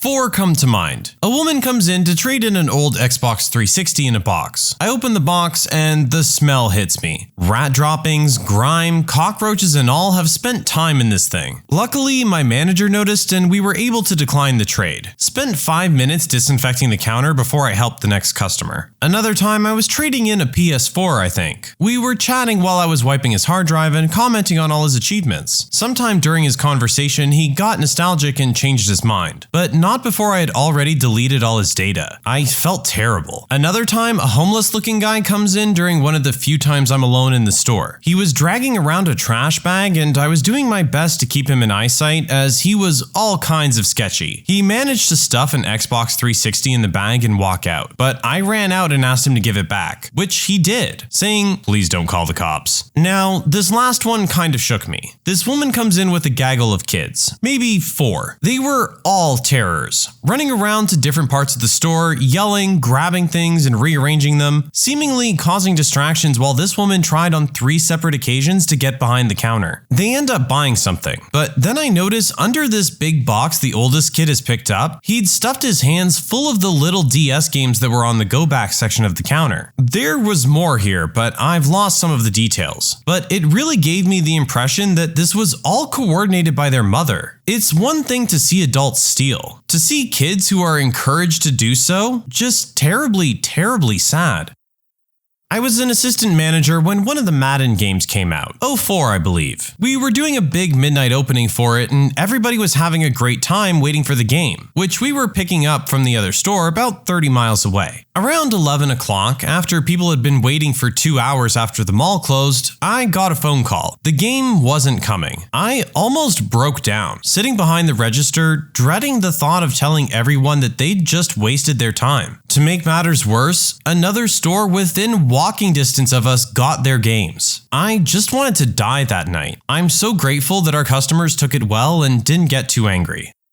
I had a couple come in to return a Sesame Street video game and controller. They had a receipt from over a year ago. The game was scratched to hell, and the controller was full of dried soda. They said it didn't work anymore, shocker, and were furious when I wouldn't give them their money back. Like, standing there screaming at me. I was the manager, so I had no one else there to back me up. It was kinda crazy. Their kid was bawling, the lady was swearing like a syphilitic sailor, and the husband couldn't finish a sentence. Pretty sure they were both super high, too. So that was fun. When the PS2 came out, I was assistant manager, and my manager would sell them out of the back room at a markup. Such a snake. I took the demo Xbox home with a copy of Halo before the system launched one night and had a 4-player all-night party. One of our other local stores had someone dig through the outside wall and steal everything out of their back room. One time, a woman screamed at me because her kid was tearing open a toy before paying for it, and I kindly told him to wait a little bit. She seemed on the fence whether she wanted to buy the toy or not for her kid. So, I wasn't glad that her kid was already ripping it open. She then proceeded to scream at me for being really awful with kids, a horrible person, bad at your job, and things like that. Also, she wanted to complain to the manager if I ever talked to her kid like that again. She then angrily paid and walked out of the store. Also, people tinkering or modding their console and then trying to return it to us because it doesn't work anymore, and then angrily insisting on having bought it that way at GameStop. I worked part-time at a GameStop when I was in college. The best story I love to tell is the mom and son story. 40s-ish mom and 7 to 10-ish boy come into the store. It's a large strip mall with lots of stores. Don't even look at the merchandise. Just come up to the counter and ask to let the kid use the bathroom, clarifying that she's not there to buy anything, but has spent thousands of dollars in our store previously. We politely tell her we can't let customers use our bathroom because it's in the back of the store with lots of high-priced merchandise. That's the policy. We have cameras and corporate reviews the footage. Another story I have where I was wrongfully terminated substantiates that one. Additionally, what we don't tell her is that all the used game consoles that people sell back to us were stored in the bathroom. There was 1 month prior to Christmas, I had to do some impressive yoga to get to the toilet. I'm sure those consoles were a hazard, but I digress. But not to be unsympathetic to this kid's plight, we tell the mom that the pizza place next door lets people use their bathroom if they buy something, and the cheapest thing is $1 soda or bottle of water. She starts flipping out on us and spewing expletives, telling us she's paid our salaries 10 times over and that we're going to hell, yada yada yada. Then, no joke, tells her son to just go. Kid actually unzips and pees all over the carpet in front of my register. Then they left. I've never been so grossed out and dumbfounded. Had to close up for the day and half the next day while GameStop paid to have our carpet sanitized. Resulted in a loss of pay for the weekend. Wonder what happened to that kid. He's gotta be in his 20s by now.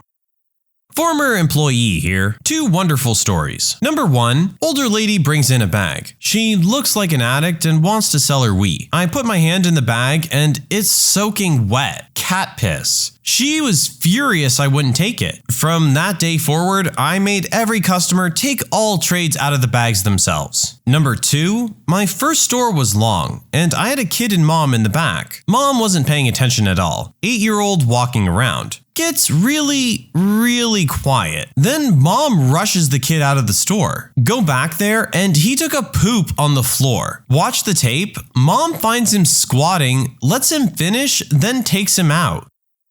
A gentleman comes in to buy one of our old 360 bundles. It was used and it was the old system that required the hard drive. He brings it back a few days later and complains that it doesn't work. We start our normal troubleshooting methods in store. We couldn't figure anything out, so I do a swap. Take his old system in as defective, then sell him a replacement bundle. I go through to try and wipe the system so we can ship it back to the warehouse. Cockroaches start crawling out of the system instead. I freak out. Throw the system in one of our giant shopping bags, throw that in a box, tape it shut, and throw that in another box. My manager tells me to just shrink it out, meaning we take the loss and destroy it in the back. I take it out to the parking lot and we have to throw it around to destroy it. These cockroaches freaking scatter like marbles on a floor. I'm dancing around the parking lot on my tiptoes to avoid the flood. It was awful. Second stories, one of my regulars was a skunk farmer. I'll say no more. I worked at GameStop a long time ago, but I'll never forget this one. One night, a guy brought in a really dusty and dirty GameCube, wanting cash, of course. I asked him if it worked, and he said he didn't know because he hadn't played it in a long time. I told him that we have to check every console, and when I turned it on and opened the lip, about 100 roaches came running out all over the counter.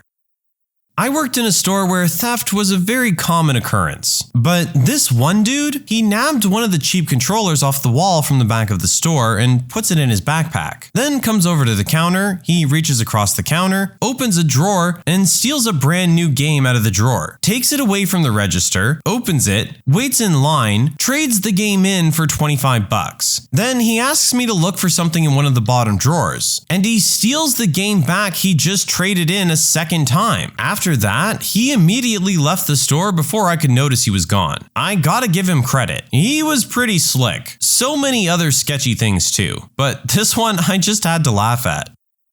I've got 2 stories. Quick one is a guy who would come in all the time to ask about / buy obscure Vita dating sims and ask inappropriate questions. Like if the next Dragon Age was going to finally have sex scenes in it. Next one is New Year's Day. Miserable I'm working already. It's super early and first customer of the day. Of the whole year is like this 7-foot tall guy who comes in asking for AV cables for a PS4, cause the one he just bought didn't have one. We immediately tell him the PS4 only uses HDMI, so it wouldn't have AV cables. Even confirming with him, you mean those red, yellow, and white cables, right? He starts getting mad and asks again for the cables, which we again tell him don't exist. Maybe there's an adapter or something, but I've never seen one, and we don't have them here regardless. Maybe check Best Buy. The guy immediately starts screaming, calling us racist and insisting we get him his cable, saying he's homeless and just bought the thing for his grandkids, calling us devils. Thankfully, I froze in fear and confusion and my boss took over and just scooted the guy out the door. Heck of a way to start the year.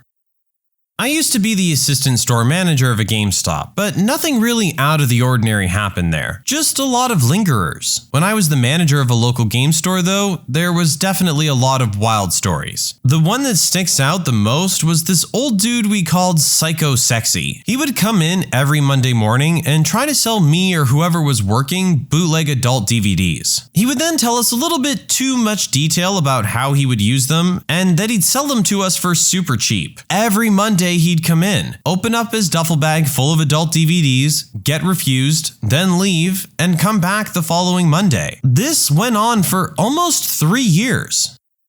I was hired to help open a new store, a store where the manager was male, and everyone he hired, female. He was definitely trying to cultivate a hot GameStop kind of situation. Word got around, and we had people coming in to visit ours when they had other stores much closer to where they lived. They didn't really buy anything. They kind of just lurked around for hours at a time, chatting up the staff. There were days when they'd wait for us to close up, and that was kind of scary. I was eventually let go for not being friendly enough, which apparently was about 3 months before the manager had a total screaming meltdown during store hours, declaring himself High Archangel, threw some stuff at a customer, and was later picked up by an ambulance. So I guess my horror story is the whole damn job.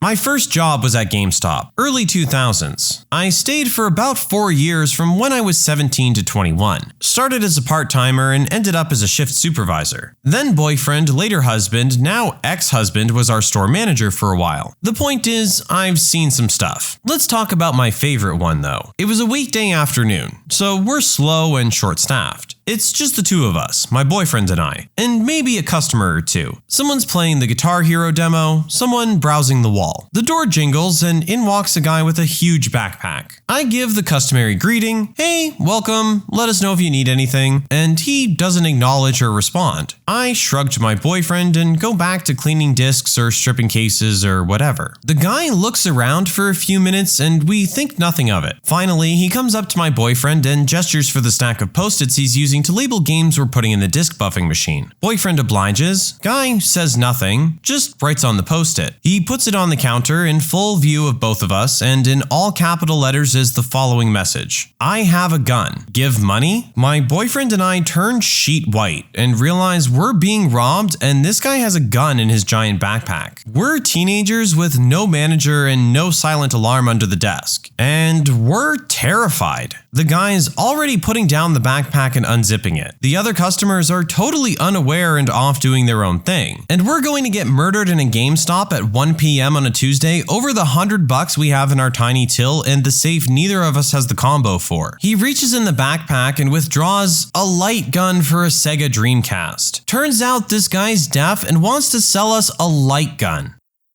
I once had a lady and her teenage son come in to trade in several DVDs and games they had just stolen from the Walmart behind the strip mall where our store was. Walmart employee calls me to ask if they're in my store and says the cops are on the way. So stall or do whatever you can to keep them there. I said, sure. I told them the cash versus store credit value of their items without mentioning that I can't even take them because they're still wrapped in the cellophane. I walk them around the store and talk about which games are the best value for the money and things like that. The cops show up and ask them to step outside, and I just smile and go back behind the counter. They followed the police out and one officer comes back a minute later to get the merchandise. Last I heard about it. Not a horror story, but definitely weird. Then there was this wealthy couple who had 3 kids, and each kid had a Wii, a PS3, and an Xbox 360. They would pre-order every major game that came out for each system, always the deluxe edition. They spent a ton of money in our store, and they were crazy. So abusive to every employee. They cussed at us and called us stupid. They would ask for things they knew they couldn't have and then throw a fit. They would scour their receipts for anything that could be a mistake and make you explain it to them over and over. Eventually, I went to work for a different company, and they came into my store there and got in line for my favorite cashier. I immediately called a manager over when it was their turn to check out, explained how I knew them, and that there was a 99% chance that they would make the cashier cry.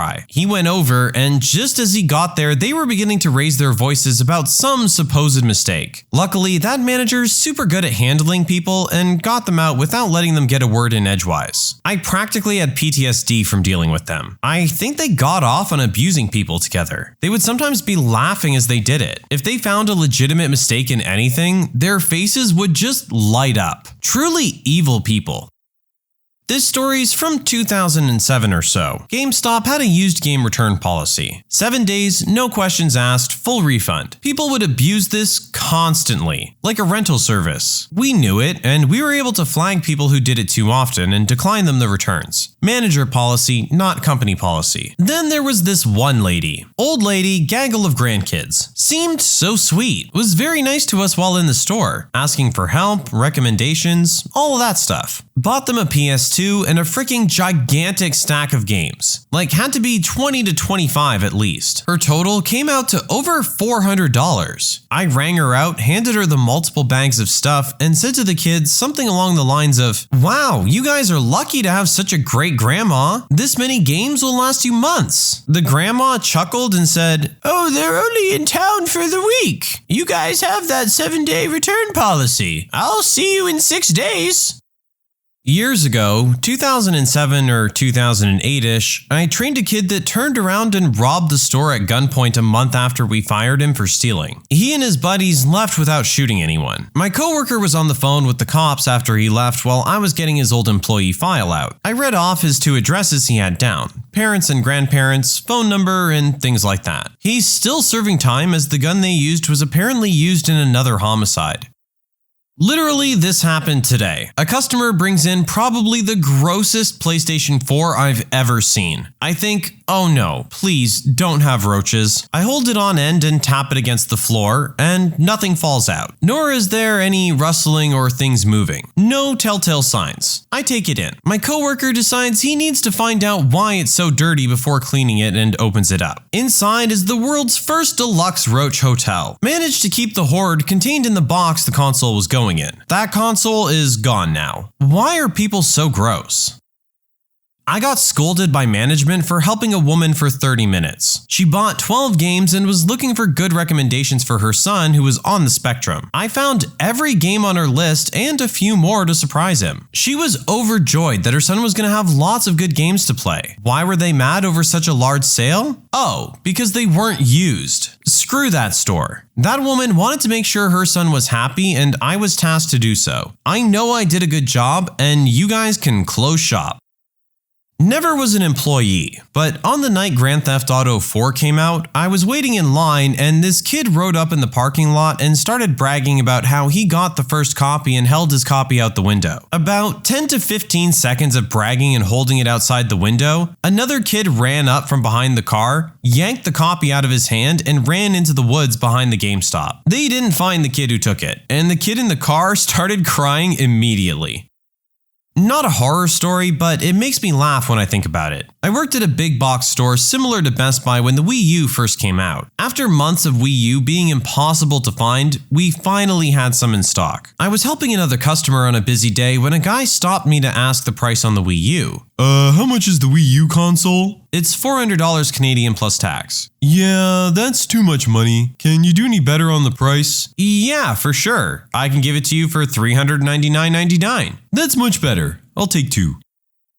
I was an assistant store manager for about a year, had done retail before. Our store was right in between a fairly upscale touristy part of town, as well as some of the poorer neighborhoods, so we got all sorts of people. The holiday season was in full swing, and we were always crowded. This particular day we had a few seasonal hires in to help with the workload, and I was behind the counter pulling games as people came up, just to help the transactions move faster. Then, suddenly, a smell hit the entire building like 100 cats had peed in the air conditioner, and someone had tried to get it dry by stoking a fire with burning hair. My seasonals look at me with a mix of confusion and terror as a family of 4 approached the counter, and it slowly became apparent that they were the cause of the smell. I've been noseblind before from staying with an aunt who used to be an animal hoarder, but this was far worse. I sent my seasonals on break, grabbed the hand sanitizer, pumped a small mountain of it into my hands, and as casually as possible smeared it on my upper lip, hoping my facial hair would hold onto it and block the smell. It mostly worked. I was already in holiday rush mode, but this was the fastest I ever got a used Xbox 360 and GTA 5 packaged and ready to go. When they left, we noticed that the store had actually cleared out of all the other customers, who also couldn't deal with the odor. My store manager came out of the back, gave me props for not embarrassing them, and promptly proceeded to fill our store with Febreze.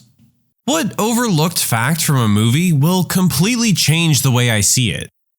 In Return of the Jedi, it's implied that the Ewoks feast on human flesh when they were going to cook the gang on spits. At the end of the movie, there's certainly more than enough stormtrooper fillets to go around. Saving Private Ryan. In the beginning, when they're clearing out the trenches and bunkers after taking the beach, two German soldiers come out with their hands up and yelling, seemingly trying to surrender. They're both shot dead, and the American soldier says they were saying, "Look, I washed for supper." It was actually in Czech, not German, and the man was saying, "Please don't shoot me. I'm not German. I'm Czech. I didn't kill anyone. I'm Czech." He was a Czech taken prisoner by the Germans and forced to fight for them. It made me sad when I learned that one. All the traps in Goonies are designed so that one person can make it through alive, especially if he or she is taken hostage and forced through the tunnels. The ship is rigged to be able to be sailed by a crew of one, so the one person who makes it through the traps can sail away with the treasure for themselves. In The Dark Knight, the Joker tells Two-Face how he sees social order as the death of one being a tragedy only if the person is special enough. But people that are expected to die don't get attention from others. He refers to this as being part of the plan and established order. In real life, Heath Ledger died before The Dark Knight came out, and everyone talked about it. However, what a lot of people don't know is that Conway Wycliffe, a stuntman who worked on the movie, died as well when a stunt went wrong. The movie is dedicated to both men, but I don't need to tell you which one got more press. In Inglourious Bastards, the burning of the cinema at the end parallels the actual church burning by the Nazis at Oradour-sur-Glane. In fact, most of the movie sees us compelled to cheer on our protagonists as they commit war crimes and atrocities. And we feel permitted to enjoy this because they're morally superior and justified in their actions, given our knowledge of the vileness of their enemy and what they've inflicted upon our heroes. Yet, in reality, this is exactly the pervasive mentality the Nazis used to justify atrocities against the Jews and other minorities. A lot of people watch the iconic scene in Singin' in the Rain and assume the cop and pedestrians react the way they do because it's simply weird to sing and dance in the rain. However, the previous scene sets the time at around 2 a.m., so it makes more sense thinking they probably see him as a ridiculous drunkard who's finally going home after a night of binging. Shaun of the Dead. Spoilers ahead. The entire plot is revealed at the start of the movie. We'll have a Bloody Mary, first thing. Mary gets impaled and dies. A bite at the king's head. Philip is bitten. A couple, David and Di, at the little princess, Liz. A stagger when they pretend to be zombies. Down by the bar for shots. Killing zombies. Talk about great filmmaking. The entire plot of Home Alone is set into motion when Kevin gets into a fight with his family over spilled milk.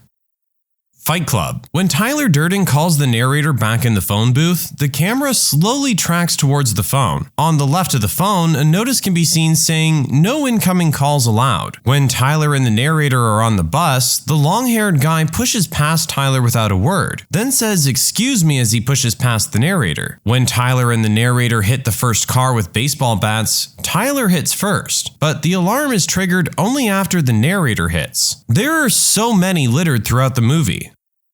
In Pinocchio, there's a group of men kidnapping boys and somehow magically turning them into donkeys. And absolutely nothing is done to stop this. And it's not like the consequences of it go away. Pinocchio keeps the donkey ears and tail for the duration of the movie. The movie just ends and everyone forgets that this is still happening. Kind of a dark ending there, Disney. In The Fifth Element, the bad guy, Zorg, and the hero, Corbin Dallas, never actually meet, or even really know about each other. In fact, Corbin works for and is fired by Zorg via the cab company. The closest they get to each other is getting into/out of elevators on the cruise ship just before it blows up.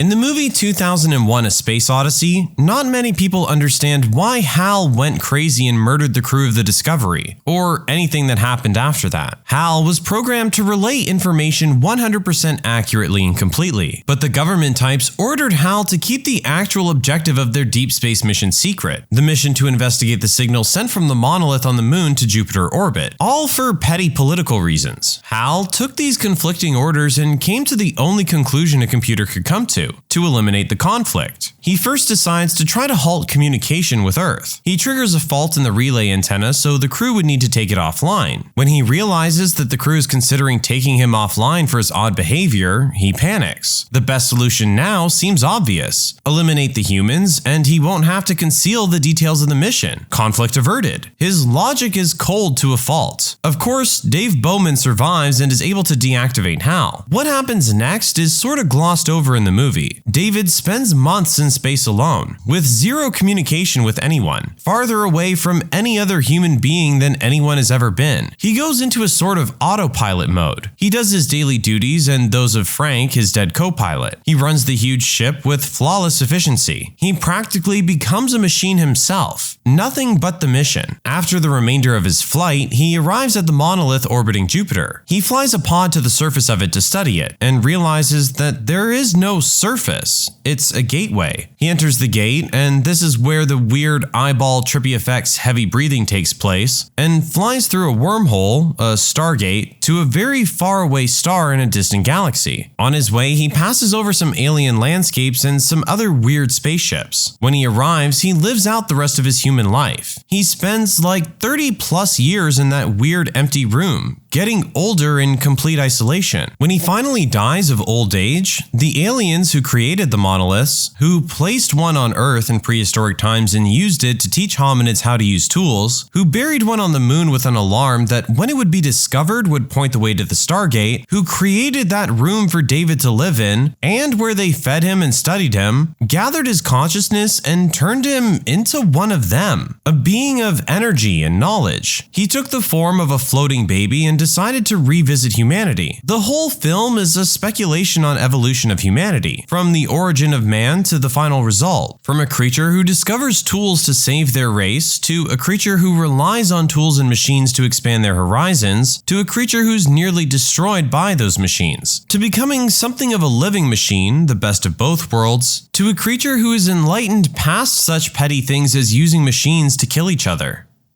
Ariel from The Little Mermaid can write in English. We know this because she signed her name quite beautifully on a contract after she read it. So why didn't she attempt to communicate via written word with Eric? Instead of just writing in the sand, she immediately resorts to clumsy charades. In the 1990 version of Total Recall, the character Quaid, played by Schwarzenegger, gets a dream implant and either gets the girl and saves the planet by making Mars's sky blue, or he has a psychotic episode from an implant that went off course and is lobotomized. The movie was apparently designed to be specifically unclear which, so the viewer is compelled to see the movie multiple times. The tech who sets up the implant prior to a possible psychotic episode caused by the procedure says of the implant, "That's a new one. Blue sky on Mars."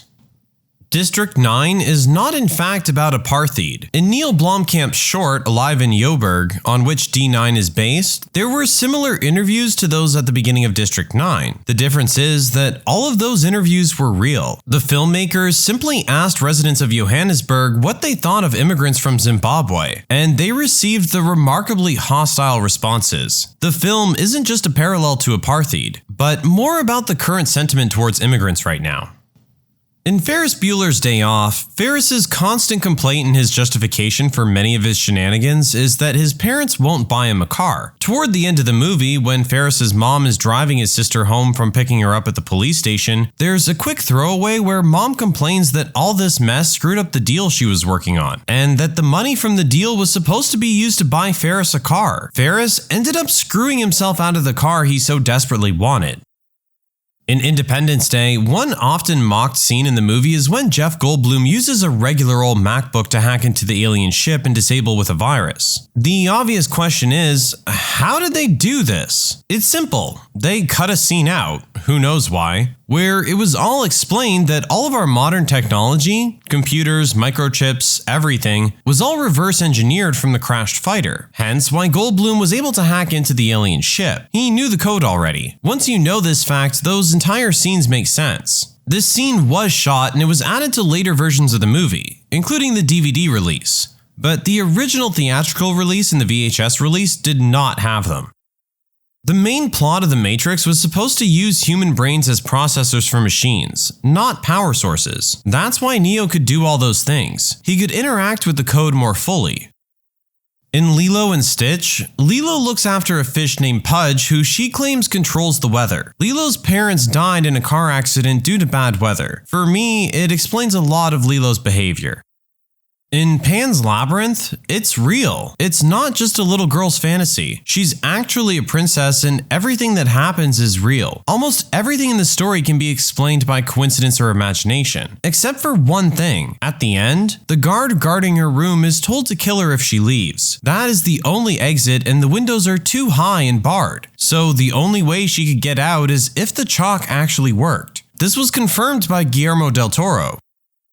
The chestbuster scene in the first Alien movie was almost completely ad-libbed. Scott wanted to get as natural a reaction as possible from the actors, so he didn't clue them in as to what was to happen. They were told something shocking was to happen in the scene, but not exactly what. The reactions you see as the blood sprays over everything are as real as they can get. The genie completely scammed Aladdin. Aladdin asked the genie to make me a prince. He then goes on to suffer for lying about being a prince and learns a valuable lesson about being truthful in himself. He asked to be a prince, not to look like one, not to have everything a prince has, to be an actual prince. He should have land and titles and a bloodline now. When Jafar wishes to become sultan, he becomes the sultan. The previous one is stripped of his land, even his clothes. Why didn't this happen for Aladdin when he made the exact same wish? In Pulp Fiction, when Butch had to go back to his house to get his watch, the reason Vincent didn't react to Butch making Pop-Tarts and just making general noise is because he thought Butch was Marcellus Wallace. Vincent thought Marcellus was back from getting food, which is why you see Butch randomly running into Marcellus. He's holding a box of food and coffee. Jack Nicholson's character from The Shining was originally to be played by Robin Williams, but Kubrick thought he was too crazy for the role. Let me say that again. Robin Williams was too crazy, so the alternative was Jack fricking Nicholson.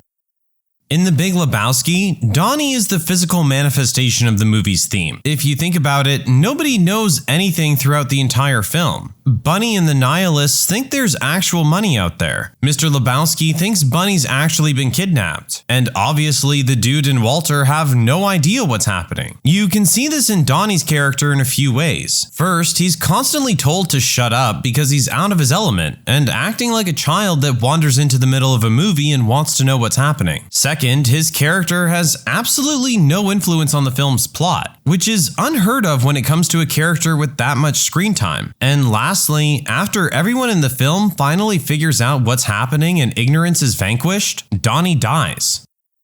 300 is told by a Spartan, the soldier Leonidas sent away before the final battle, as a story to motivate other Spartans right before they charge at the ending credits, which is the real-life Battle of Plataea, where a united Greek force decimated the Persian army. This is why the film contains so many fantastical elements, such as bombs, elephants, giant monsters, why the immortals had fangs, and things like that. The whole story is just propaganda told to soldiers to make the Spartans seem superpowered and the Persians evil monsters. The implication is that much of it is exaggerated for dramatic effect so the soldiers would fight harder.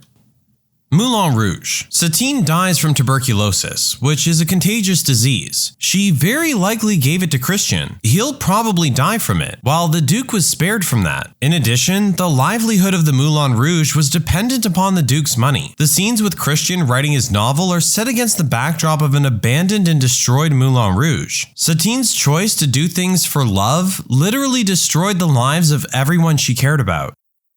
In Forrest Gump, Lieutenant Dan seemed furious that Forrest was awarded a Medal of Honor. However, as Lieutenant Dan was his first officer in his chain of command, he would have had to be the one that originally suggested it. Superman Returns. The boyfriend, Richard, played by James Marsden, is all around a very great fellow. He's a pilot, loving father figure, and all around a Superman. Superman, on the other hand, leaves Lois because, best explanation, he felt like it. He comes back years later and expects her to continue where they last left off, as if years haven't gone by. She hasn't found someone else, has a kid, and that he left her to go have a vacation in space. Of course, ultimately, despite it all, she chooses Superman, because no matter how great of a person you are, you don't compare to Superman. Some salt on the wound is the revelation that it was Superman's kid. The kid he left behind and left Lois to take care of on her own. Oh yeah, he also saves Superman's life. And Superman's like, thanks loser, I'ma still take your family away. What a jerk. The film Watchmen depicts how many different world events would have been with superheroes present, especially Dr. Manhattan. For example, the Vietnam War is won by the US in a week with Dr. Manhattan's help, and the famous photo of a sailor kissing a nurse when World War II ends becomes a picture of a female superhero kissing that same nurse. There are 10 million changes, many of them extremely significant, that all occur in world history because of the addition of superheroes. So at the beginning of the movie, there's a montage of superhero history with a scene of the Night Owl punching out a thug outside the stage door of a movie theater. But guess what? The signs in the background show the production in question to be Die Flirtement, the Bat. The venue is Gotham Opera House, and the couple emerging from the theater on the left side of the frame are presumably Martha and Thomas Wayne. They even threw in a Batman poster just to really drive the hint home. In the Watchmen universe, Bruce Wayne never becomes Batman because his parents aren't killed. In the 8th Harry Potter movie, during the scene when Harry and McGonagall confront Snape in the Great Hall, as Snape is escaping, he redirects one of McGonagall's spells to hit the Carrow twins who are standing behind him. He's trying to help Harry, while still not revealing his cover to Voldemort. The Land Before Time. Notice at the end, Littlefoot finds the Great Valley after running through a dark tunnel with a light at the end. He then finds this paradise, complete with his long-lost grandparents. He's dead. They all died, and they're in heaven together. This was originally planned to be explicitly stated, but then it was decided to be too dark an ending for children, so they made it symbolic instead. Forrest Gump when Jenny tells him he has a son. Throughout the whole movie, the viewer assumes that Forrest gets by relatively alright because he's mentally handicapped. No matter how tragic it gets, there's this little comfort one can take in understanding that he never fully appreciates how awful things can be at times. He's too simple to feel the tragedy he suffers when his life goes wrong. But when Jenny tells him he's a father, what's the first question he asks? Is he like me? And then it hits you that he understood all along. Every time Forrest mistakes hurt himself and those around him. Every time he was too dumb for his own good. He understood that he had made himself and all the people around him suffer at times. Even though he always tried to do the right thing, far from simple, he understood how much suffering was caused by his handicap, and only admitted to it when he found out his son might have to carry the same burden. Starship Troopers is thought of as a mindless action movie, but there's a subtle subplot throughout the whole movie. The reason Earth goes to war is because of the meteorites sent there by the bugs on Klentathu, but it's hinted at in the movie that the odds of that actually happening are almost impossible. That would mean that the meteorites were just a natural phenomena that the government used as an excuse to attack the alien planet, which means the protagonists were not protecting Earth, but rather invading an innocent planet. Terminator. Kyle fell in love with a photo of Sarah Connor that he had in the future. A photo that's taken at the end of the film at the very moment she's thinking about how much she loves Kyle. The philosophy of the Jedi Order is a lie. They preach balance, but the entire focus of their existence is not establishing balance and peace between the light and the dark sides of the Force, but rather focusing on wiping one out while preventing themselves from being wiped out in the process. This is one of the reasons why an individual Sith appears to be so much more powerful than an individual Jedi. It's not that the dark side is inherently more powerful, it's that the force of the cosmos is trying to even the odds. This seriously changed my view on the entire Star Wars universe. Jareth is not in love with Sarah in the Labyrinth. Sarah is a teenager who's on the cusp of growing up. She feels lost because her father is remarried and they have a new baby together. She feels forgotten and ignored and taken advantage of, and resents her baby brother for stealing her father's love. She's also on the cusp of womanhood and wants attention from men, but is also so afraid of that attention. She has no idea what love is, so she makes her wish and the Goblin King takes her baby brother away. And Sarah gets to act out her fantasy where a powerful magical king is in love with her, a special flower, and will whisk her away from her boring life. Only she has no idea what love actually looks like. You can't dream something you've never experienced. Jareth acts as he's expected to act, because Sarah's the one controlling everything, since this is, after all, her fantasy. In the end, she realizes that she has no idea what being in love and being responsible are like, so she chooses to wake up and be a better big sister to her baby brother and stop being such a brat. It's a movie about growing up, not about love.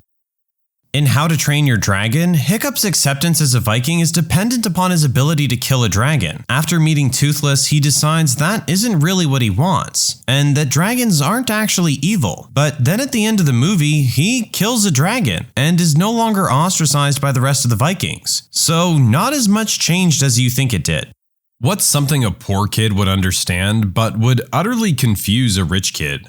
Waiting around in a laundromat, the ultimate example of why it's so expensive to be poor. You can't afford the initial capital of buying a washing machine, so you end up spending even more money at a laundromat over time. Watching the rest of the class go on class trips or vacations while you stay at home or at work, or even going to a school that offered this in the first place. I had no idea this was even a thing until I was in my 20s. Every time you get a little bit ahead, an extra $100 or so, and being able to relax and breathe a bit. Next day, something goes catastrophically wrong with the car or an appliance or an unexpected late charge on something you forgot about. It never ends. One step forward, two steps back. The guilt versus gratitude relationship fight you have when your friends share their food with you. Because on one hand, you never have enough money to buy enough food to be fully satiated. So that extra from your friends is awesome. But on the other hand, you understand how awful it is to not have enough food at lunch. And you don't want to put your friends in that position. Going to the library to use the internet. My mom and I often went with the car to the parking lot nearby outside with our crappy laptop to connect to the nearby unsecured Wi-Fi to be able to Skype with my grandma. It happened for about a year till she had enough money to buy a router. New means different, not unused. When you're getting new clothes, they're used from family or a thrift store. My cousins are upper middle class, and I went shopping with them during one of the only times I spent the night at their house. Not only were these 12-year-old girls astounded that my mom only gave me $10 to spend while there, they couldn't at all understand why I was checking the prices on everything we saw. Their parents just bought them whatever they wanted most of the time. My entire identity revolves around food. I use my spare fun money for food now. I give gifts of food. I take friends out to eat. I give people their favorite snacks and candy bars as little surprises. We never had enough as a kid. We went hungry every day, and now I express myself through food. I'll bring friends dinner, I'll bake people's favorites, I'll bring my coworkers entire casseroles, I'll take huge pots of soup to our neighbors. I'm getting emotional right now just thinking about how important the availability of food is to me. I have an 18-year-old coworker that doesn't eat lunch during break for our 12-hour shift, so I started packing twice as much. And I feed her the extra I bring. I just want all my friends and family to be full, to never have to feel hunger like my family did, like I did. I don't want that for them. Paying bills before the age of 18. Getting your paycheck and handing it over to your mom when you get home so the water and electricity stay on that month. Never seeing your gas tank above the midway line. Pushing oil changes until your car starts making strange grumbling noises at you. Wearing the same 2 pairs of shoes until they fall to pieces, and then visiting the thrift store for the next pair. Being freaking ecstatic that tonight mom's buying pizza for delivery because it's your only birthday wish. Don't get me wrong, I had a great childhood. My parents never let us forget that we were loved. So being poor wasn't something we really noticed, except when strangers or people at work and school treated us different for it. Buying food, not for taste or preference, but for the price point and how filling it is. There's food that tastes good because it tastes good, and then there's food that tastes good because of how affordable it is. Sugar sandwiches for dinner. Butter, sugar, and bread. We thought it was like dessert for dinner, but my mom told us recently it was because we didn't have any food. Being really young and getting excited about the power cut and lighting candles and things like that, when really it was because we couldn't afford electricity.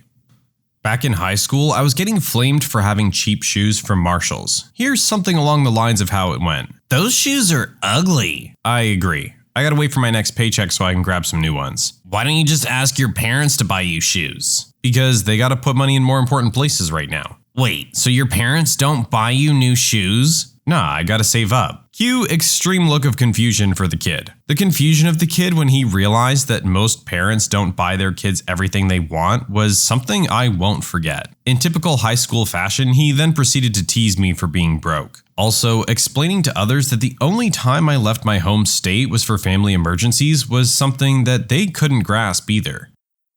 How bad it feels when a non-poor kid, even up to adulthood, mentions doing something expensive casually, or worse, makes a big deal about you never doing it. Things like flying, going to another country, going to Disney World, going to a hibachi restaurant or fancy steakhouse, doing camps or programs that cost money at school or during the summer. You never blank seems so confusing to them that it's true, and never crosses their mind you might feel self-conscious about it. Hint, everyone does. Knowing how to sew as a necessity. I fixed countless shirts and pants, even my couch. Everyone needs to learn this.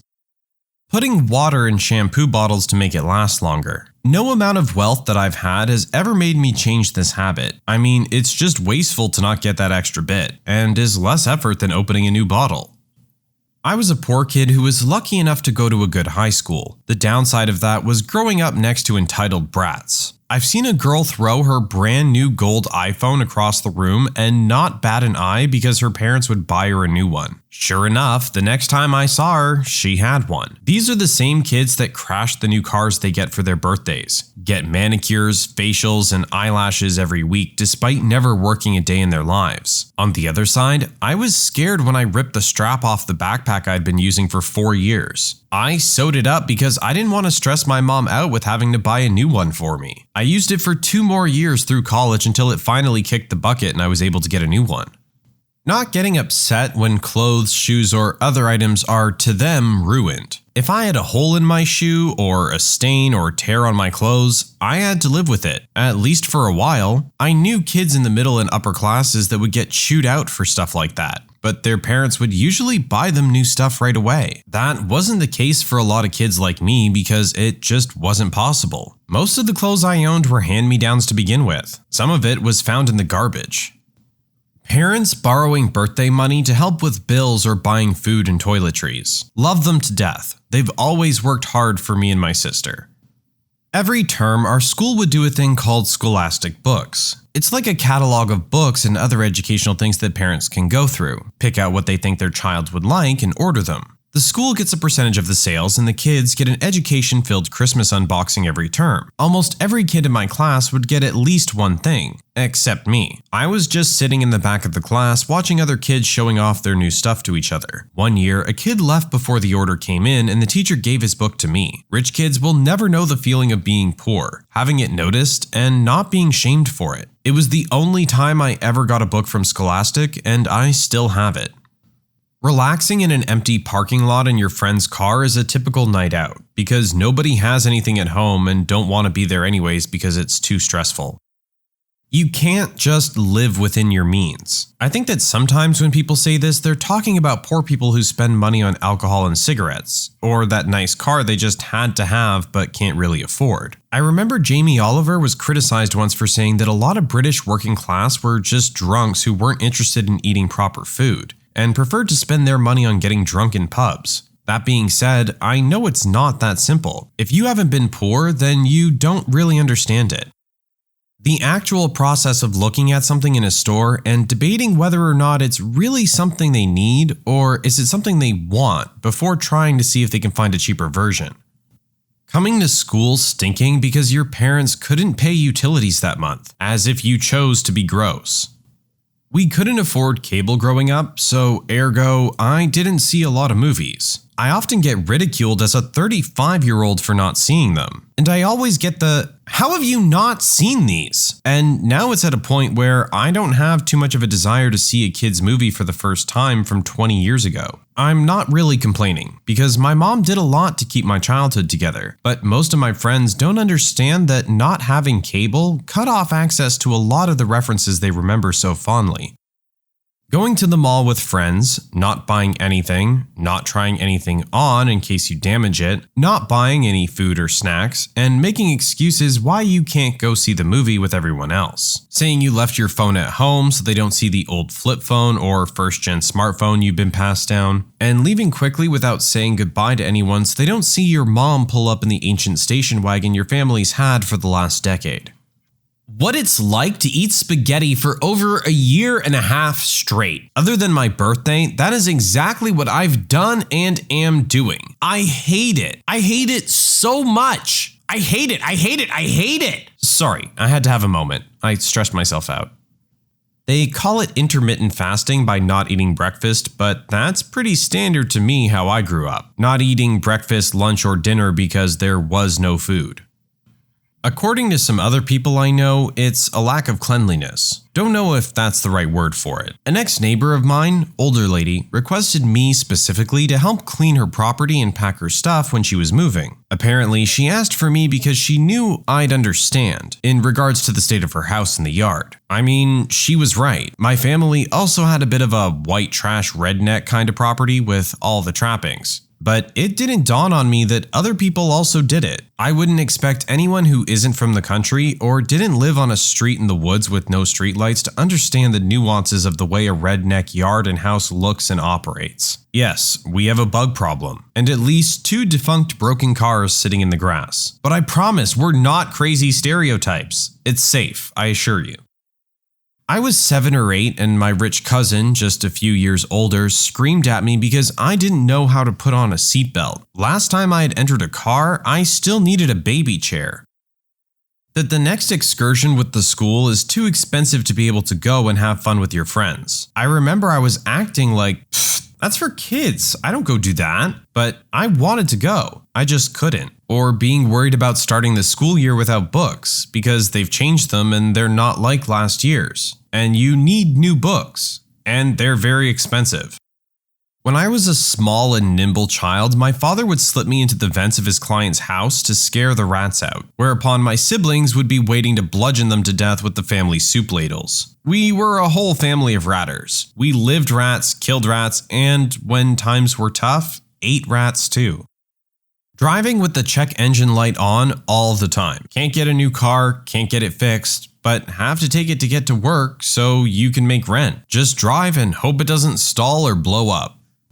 The take a penny, leave a penny honor system. I was a cashier at a gas station for many years. The people taking the change from the take/leave cup have hundreds sticking out of their wallet. The ones who actually need them will stand there checking every pocket and corner of their purse, run out to check under their car seat before accepting the change, and they come back to pay it the next day.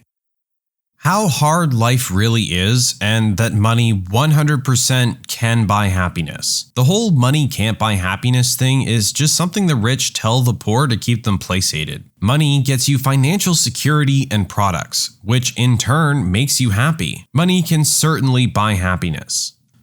Expiration dates are more like suggestions than fact. They have to set them earlier than they actually expect the food to expire so as to avoid complaint. Had a roommate throw out all of my and my other roommates' food because it was a week before the expiration date. She honestly didn't understand why we were livid. She thought she was helping. Learning skills to make do with what you have. I remember not having very much money growing up and needing to learn lots of computer and network related troubleshooting skills because I couldn't rely on my parents simply to buy a new computer or update the modem or router. We couldn't simply pay to have ISP technicians come out all the time, and my parents couldn't afford the time off to address those types of issues. Being afraid of going to the doctor or dentist. This isn't stemming from being afraid of needles or getting teeth pulled, but more for a concern of whether or not something that was found would be sufficiently covered by insurance, and weighing that against whether or not you truly feel bad. I remember having a really weak immune system at a certain point when I was 16 years old, and not wanting to go to the doctors until the pain was too unbearable. Turned out that I had shingles. Yes, I'm aware that it's extremely uncommon for someone that young to have, but yes, I did in fact get diagnosed with shingles, and I'm not mistaking it for something else. There was also a time where finals were approaching during my 3rd year in my major, when I was feeling some pain in my abdomen and reading up on my symptoms. I foolishly decided that my self-diagnosis was sufficient and stayed home to tough out what I suspected to be a kidney stone, rather than see a doctor, because I figured that they'd expect me to pass it on my own anyway. I ended up passing the kidney stone halfway through finals week. As someone who grew up in an environment that disincentivized the usage of healthcare, I really have to be mindful to make full use of it now that I'm older, and maintaining my health matters more. It's crazy how much small things matter when you're poor, and how little thought you're able to put into them if you're financially stable.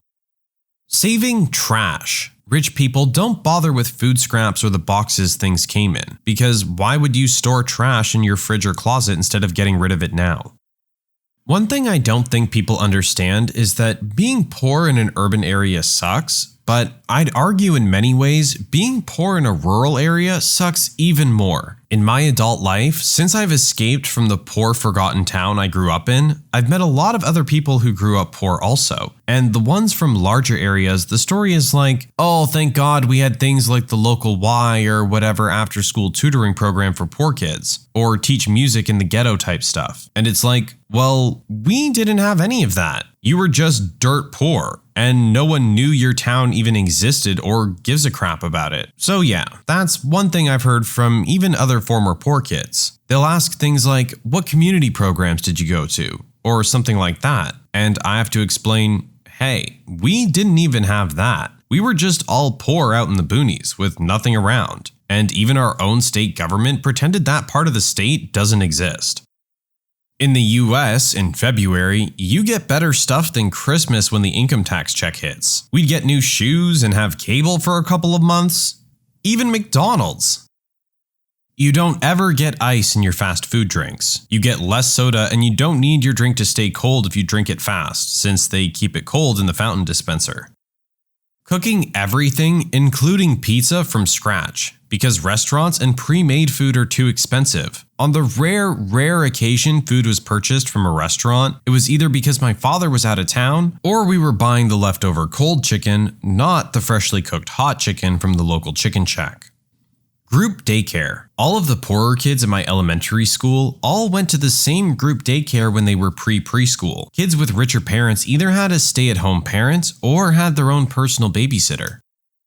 Fruit juice, even the fake kind, is a luxury. Boxed mac and cheese with cut-up hot dogs baked into it is a fine casserole. Salvation Army sells prom dresses that are in great shape. Duct tape on shoes isn't just a fashion statement, it's a necessity. Space heaters are for when your gas utility gets cut off, and all the windows are open because the electricity got cut off and we need the light in the house. There are more, but that's a pretty comprehensive list from me.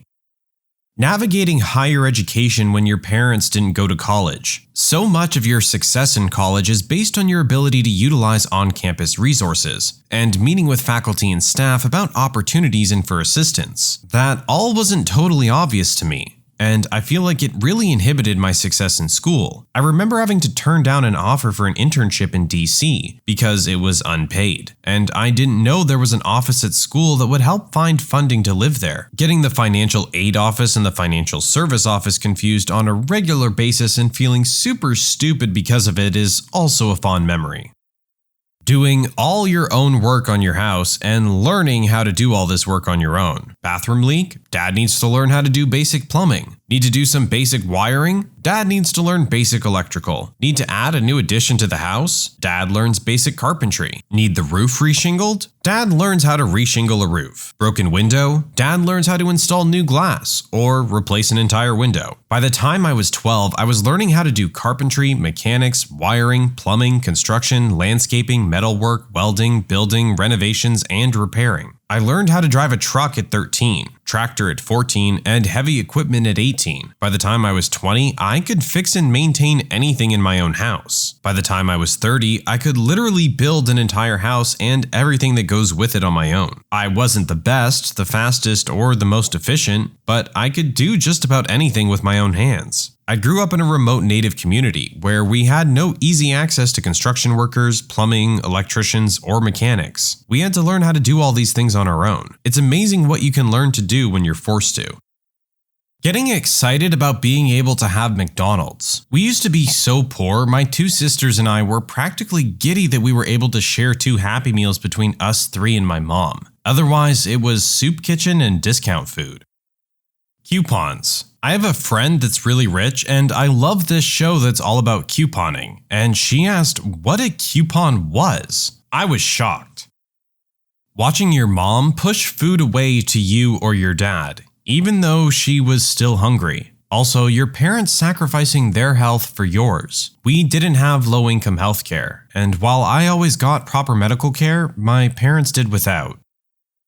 I grew up in communism, and let me tell you, Romania in the 1980s would confuse most of you. Hot water stopped running after 9 p.m. No hot water between 9 p.m. and 6 a.m. the next day. Hot water between 6 to 8 a.m. and 3 to 9 p.m. on most days except Saturday and Sunday. We did not have 2 days off every weekend. We went to school Monday through Saturday. Every second day, I would wake up at 5:45 and be in line at a shop about 500 miles away from my house to buy milk. The queue would be variable, but some days the milk would finish before I got a chance to buy it. Shops did not have milk, butter, fresh bread, or any of the basics. At random times in the evening, electricity would turn itself off, and sometimes it stayed off for hours. This was part of our dictator's plan to save energy. It got so bad that as a med student, because I had to study for exams and refused to do it by candlelight, I made a chart with times and regions where electricity was cut for about a month. Then I would make sure not to be in that neighborhood when electricity was expected to be cut. So I ended up visiting people who had electricity so I could study. Luckily, they understood and left me alone. I saw a banana for the first time at age 23. I sat in line for 4 hours to buy oranges outdoors in freezing temperatures. To enter the US Embassy in Romania in 1992, I had to line up for 18 hours. Need I continue?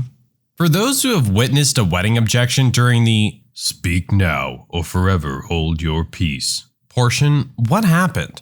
My mom got married to my stepdad. My uncle objected. After the attention was focused on him, he asked if they were still going fishing afterwards, to which my stepdad reached into his suit and pulled out his fishing hat. Very sweet and romantic. They loved to fish together.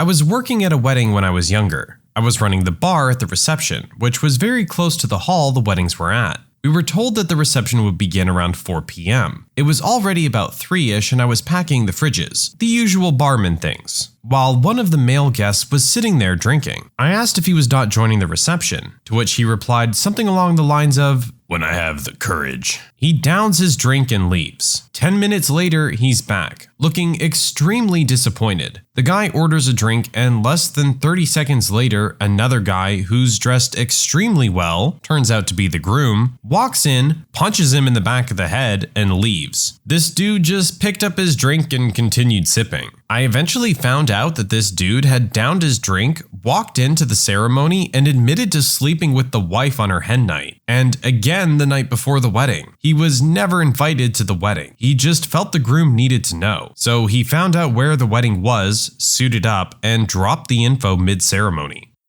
This was in the early 70s in semi-rural Washington state. My cousin was getting married, and my aunt and the mother of the groom did not get along well. During the ceremony, when the pastor got to the part about objecting, my aunt said something to my uncle, and the groom's mom jumped up and grabbed my aunt and they started going at it, all the way out the door and into the parking area. They were separated and everyone filed back into the barn, where the wedding continued. The best part though was when another one of my cousins simply walked into the woods after the wedding because that's where he lived. My aunt was getting married to her second husband, and during the "speak now or forever hold your peace" bit, their baby started crying. The dude officiating it said, "If anyone older than 6 months has any objections, speak now or forever hold your peace." He got a laugh and the wedding carried on. They're still together 10 years later, so I guess whatever my cousin had to say was misinformed.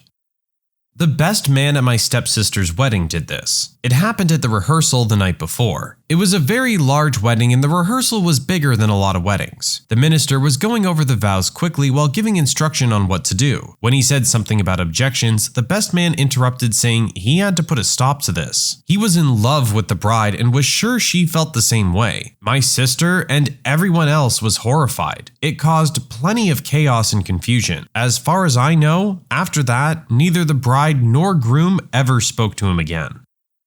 At my cousin's wedding, when the exchanging of the vows took place, my aunt shouted, "Wasn't there supposed to be a part where you could object?" Or something along those lines. A member of my wife's family had a pirate-themed wedding. A rival pirate appeared and objected to the wedding. The groom dueled him with rapiers and won.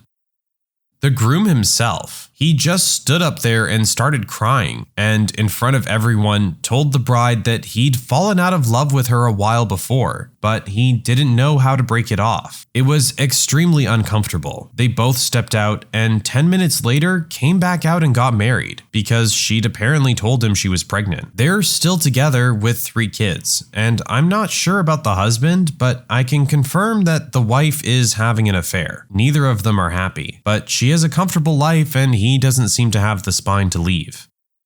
Nobody had said speak now, but the groom's ex still decided to get up and scream that he was her soulmate, and that she forgave him for this whole thing and that they should leave now because he'd proven his point by breaking up with her 5 years earlier, falling in love, and holding a wedding. I ate so much cake and got so drunk at that wedding. Meanwhile, everyone else was screaming and throwing things. Good times. The bride was my boyfriend's ex. No idea why they invited us.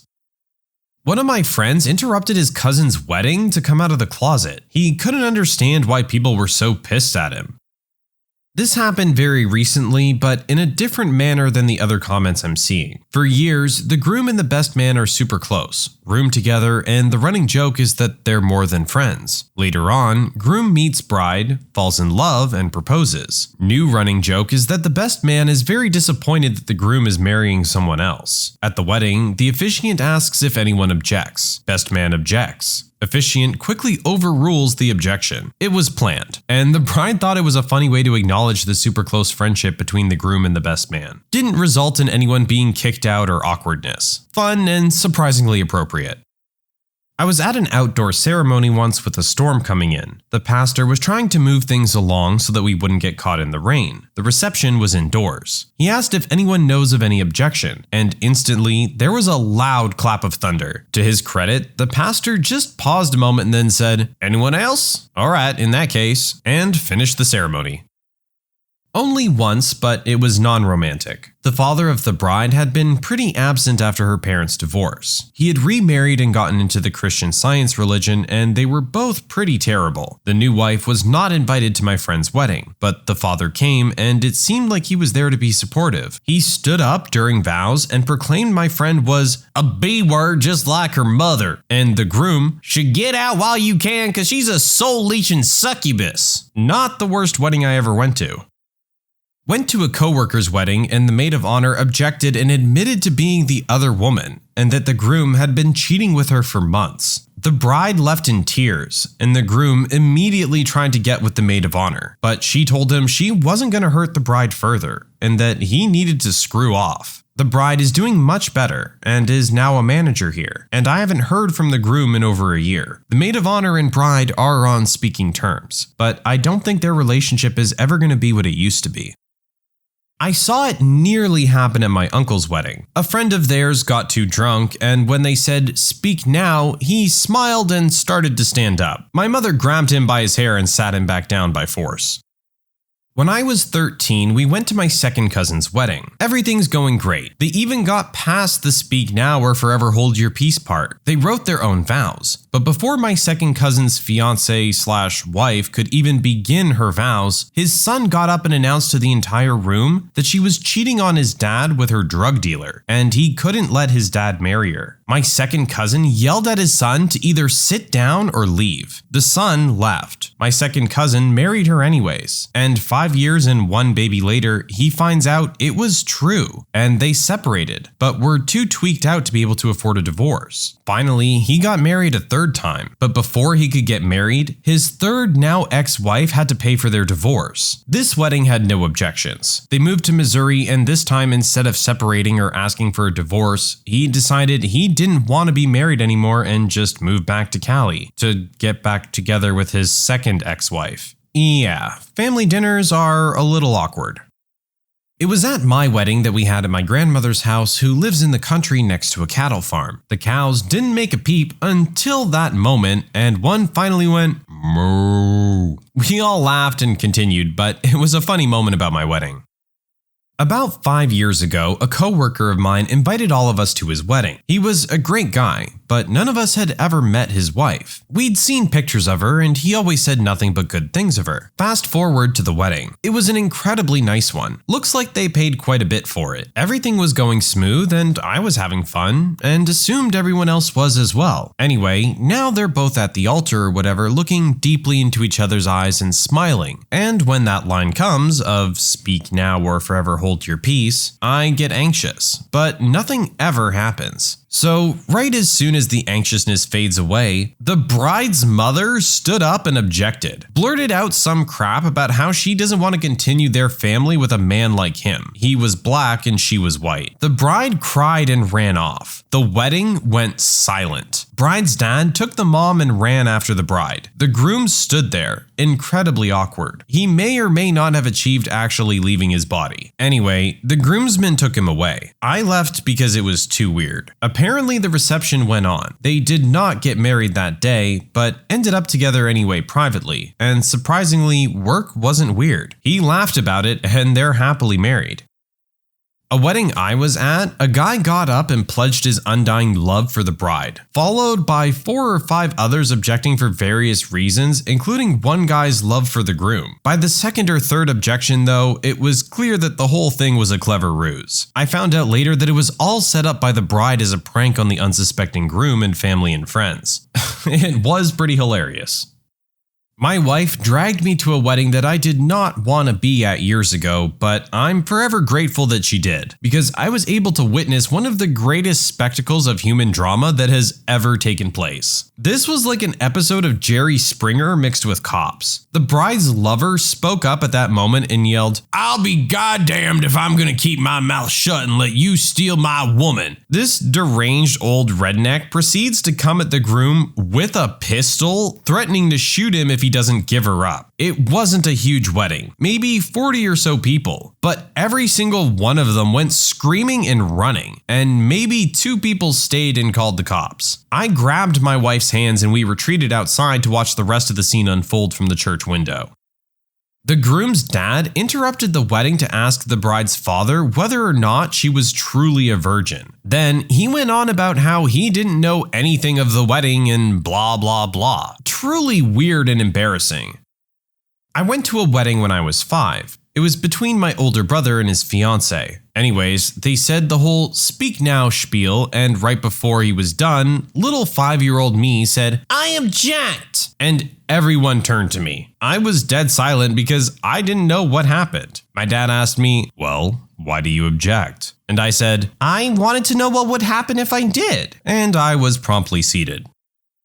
At my own wedding, but not in the traditional way. We were getting married along a river at the end of summer, and tons of wakeboarders and boats were out. I was a ball of nerves, and the ceremony felt so serious, when all of a sudden some dude bro on a boat blasting music screamed, "Don't do it, bro!" and sped off. It was actually hilarious and made the rest of the ceremony a lot more fun. My husband and I cracked up, even though his brothers looked like they were about to jump in the river after the guy.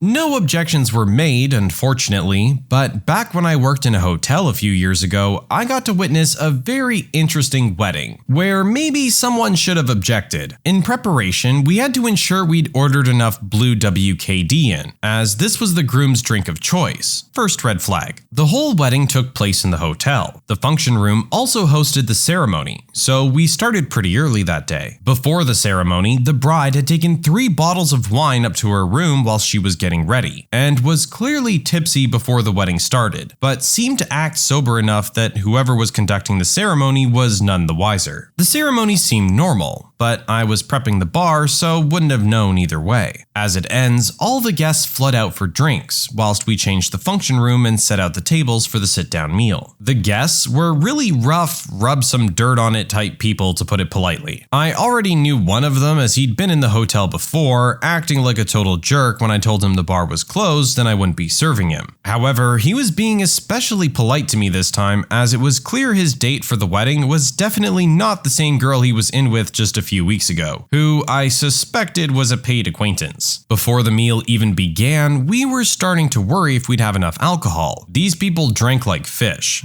but we managed to get them all seated and fed, and everyone is being friendly and well behaved. As the night goes on, the bride is slowly becoming so drunk she can barely stand, and has changed from her wedding dress into a very scant pink negligee with a tutu skirt. She's also given up on using the bathroom, so she loudly announces she will be relying solely upon nature wheeze from this point on. Before midnight, we were nearly totally out of spirits. The guests are ordering shots every round. I'd tried to deny service, but my manager was having none of it, and as the hotel was struggling, they wanted to make as much money as possible. They've drank us out of almost everything. Blue WKDs are long gone, but the groom has a lovely blue smile at this point. After the bride finally gives up trying to shoot disgusting liquors that have likely been sitting there since the hotel was built, they head to the dance floor. The party starts winding down and it's time for the last dance, but the bride decides she'd prefer to have this with a male wedding guest, which really peeves off the groom. She then loudly announces she'll be throwing an after party in their suite and everyone is invited in the hot tub. Funnily enough, the groom isn't thrilled and kicks off. Another member of staff manages to calm everyone down and convinces the DJ to play the last dance song once more before he leaves, and the groom agrees. Everyone starts packing up and the bride comes back from her room in her third outfit of the night, a nice gray stained tracksuit. She's adamant she wants another cigarette before bed. God knows how many packs she went through that day, especially sad considering the money for the wedding came from her parents' inheritance who both died of cancer. She can't find a lighter and becomes irate, screaming at the groom for one. The groom claims he doesn't have one, but not taking no for an answer, she rifles through his pockets and finds one. Holding it aloft, she screams at him that he's a liar and slaps him clean across the face. The groom, obviously not having enjoyed this, returns the favor and punches her in the face. The best man spots this and leaps across the sofa and tackles the groom to the floor. They're now having a full-on fist fight while the bride sobs incoherently. I try and get out of the way as I'm being trampled by Mr. WKD and his scummy friend. My supervisor storms in saying he found coke in the bathroom and the police are on their way. The best man is off like a robber's dog, and the groom stands there stunned, and then follows his new wife into the function room. We then hear screaming and shouting from that room, and the bride has picked up a chair and launched it at her husband, and was now holding a second one trying to attack him with it. At this point, it's about 2 a.m. and I am royally done with the day. My mom is waiting for me outside, so I grab my bag and head off, giving my supervisor strict instructions to tell me exactly how this ends when I'm back for my next shift. I pass a riot van of police officers on the way out the door, direct them to the drama, and go home. Next shift, I'm informed that an ambulance arrived shortly after the police. The groom was taken to the hospital after sustaining a head injury, but he did a runner from the paramedics when he got to the hospital. The bride stayed at the hotel and, to console herself, spent the night with the male wedding guest she danced with. They left together in the morning and a week later announced on Facebook she was in a new relationship with him.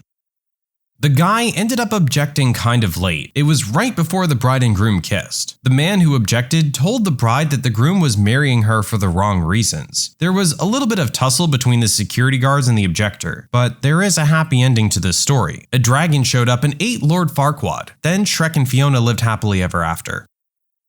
I was a best man at a wedding, and the groom's older sister decided to play a joke and stood up and said, "I object."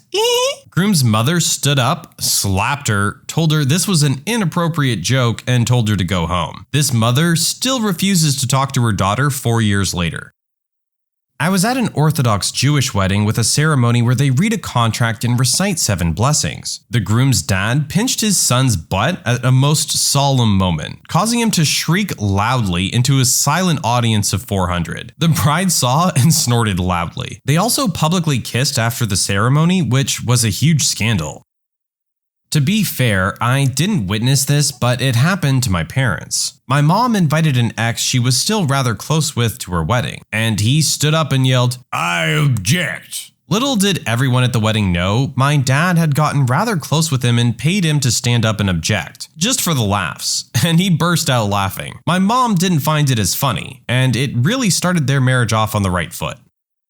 Not quite the speak now part, but you'll see. A friend of mine was getting married in the park under the trees because both of them were nature people and the groom had a dog that went everywhere with him that wasn't allowed in any church. Because dog, despite being well trained and quiet. There were some rows of chairs with lots of people filling them, including groom's mother who was sitting with his dog. Bride and groom were at the front with the officiant. Officiant begins. Officiant comes to the part where he says, "Do you take?" And groom's dog, Shadow, begins to howl a loud, long, mournful howl. Everyone laughed. Officiant started the question again. Loud, long, mournful howl again. Everyone laughed. The groom told Shadow to come to the front. Shadow ran up, stood directly in between the bride and groom, and the officiant started again. Not a peep from Shadow. Her vows, his vows. Officiant looked at Shadow and asked, "Shadow, do you take the bride and groom to be your lawfully wedded parents?" Shadow barked one single bark. Officiant concluded the ceremony, everyone cheered and clapped, and Shadow barked 3 times. The only time that he's made any sounds. Not kidding. Beautiful dog, too. So, I'm attending this ultra-chill beach wedding in small-town Canada. I don't know anyone because it was my ex-step-aunts, so my brother's family, that I never see. It was fun anyways. The bride flew in on a seaplane and all the chairs were set up on the sand. Anyways, the groom is from Trinidad and Tobago, so all his relatives traveled a long way and had cool accents. There was a party before and we were all a little tipsy. So, as the ceremony progresses, everyone's watching, getting teary-eyed from the vows, and then the line comes. Any reason why these two should not be joined in holy matrimony? Speak now. Nobody expected this, but the father of the groom gets up flailing and a collective gasp followed by silence overtakes this tiny venue. We're all waiting with bated breath, but he's just standing there with glassy eyes. Turns out he was baked. This 70-plus man in a suit and dreads laughs and says, "No, I kid. And the whole spirit of the audience cheers up as he sits back down. Rest of the reception, people are going up to him saying, "Good one," or scolding him. It was a really great night though. Best wedding I've been to. I attended a wedding as a guest of a family member, and when the pastor said that, the doors busted open to the sanctuary and a man appeared and started to say, "I do." But 2 huge ushers, one who was my date, quickly grabbed the guy before he could say anything but, They grabbed him under the arms and literally lifted him up off the floor and carried him out. The wedding continued as normal. Turned out the guy was the ex of the bride. Strangest sight I ever saw. I once went to a wedding where both families were Irish. My girlfriend knew them, but I didn't. At the ceremony, the groom's ex-wife started shouting and was gently directed outside. I couldn't hear what she said. The reception was amazing. Nice venue and all, but a bunch of guests had brought their own instruments and just started jamming what I can only describe as a genuine Irish jig. This went on for hours and remains a lasting memory of oral beauty. But I digress. There was a lot of booze. There was no responsible serving of alcohol, and I'm certain it was by design. At some point, I used the men's room and was curious if I'd just seen the groom in a stall, door open, with someone who was not the bride. I didn't know these people and it might have just been someone else, so I said nothing. Sometime later, and the girlfriend states seriously, "We should get going now." Yeah, sure. We grab our stuff and head downstairs. I see the suspicious fellow again in the stairwell, going to absolute town on this same lady. My girlfriend grabs my arm tightly and keeps walking past, mumbles a thank you for the invite. I just smile and follow cause it's all weird. Yeah, that was the groom, octopusing his ex-wife at his own wedding to another woman. The bride genuinely seemed like a gem. The look that woman gave us as we passed was this smugly dominant, "I always get what I want, hell yeah," drunk as hell look. Wow. They had some reasonable bubbly in a tub for people to take home. And who would know or care if we horked a few extras? I got it all explained to me after we were in a cab and well on our way home. I never got a follow-up on that story, but 10 out of 10 on the music. Would tag along again to an Irish wedding. When you subscribe, make sure to hit the bell to turn on notifications. Put the playlist on in the background to finish listening to all the stories, linked at the top of the description. And if you like Am I the Genius, give Am I the Jerk a shot, linked in the description as well. Either way, thanks a lot for watching, and we'll see you guys next time.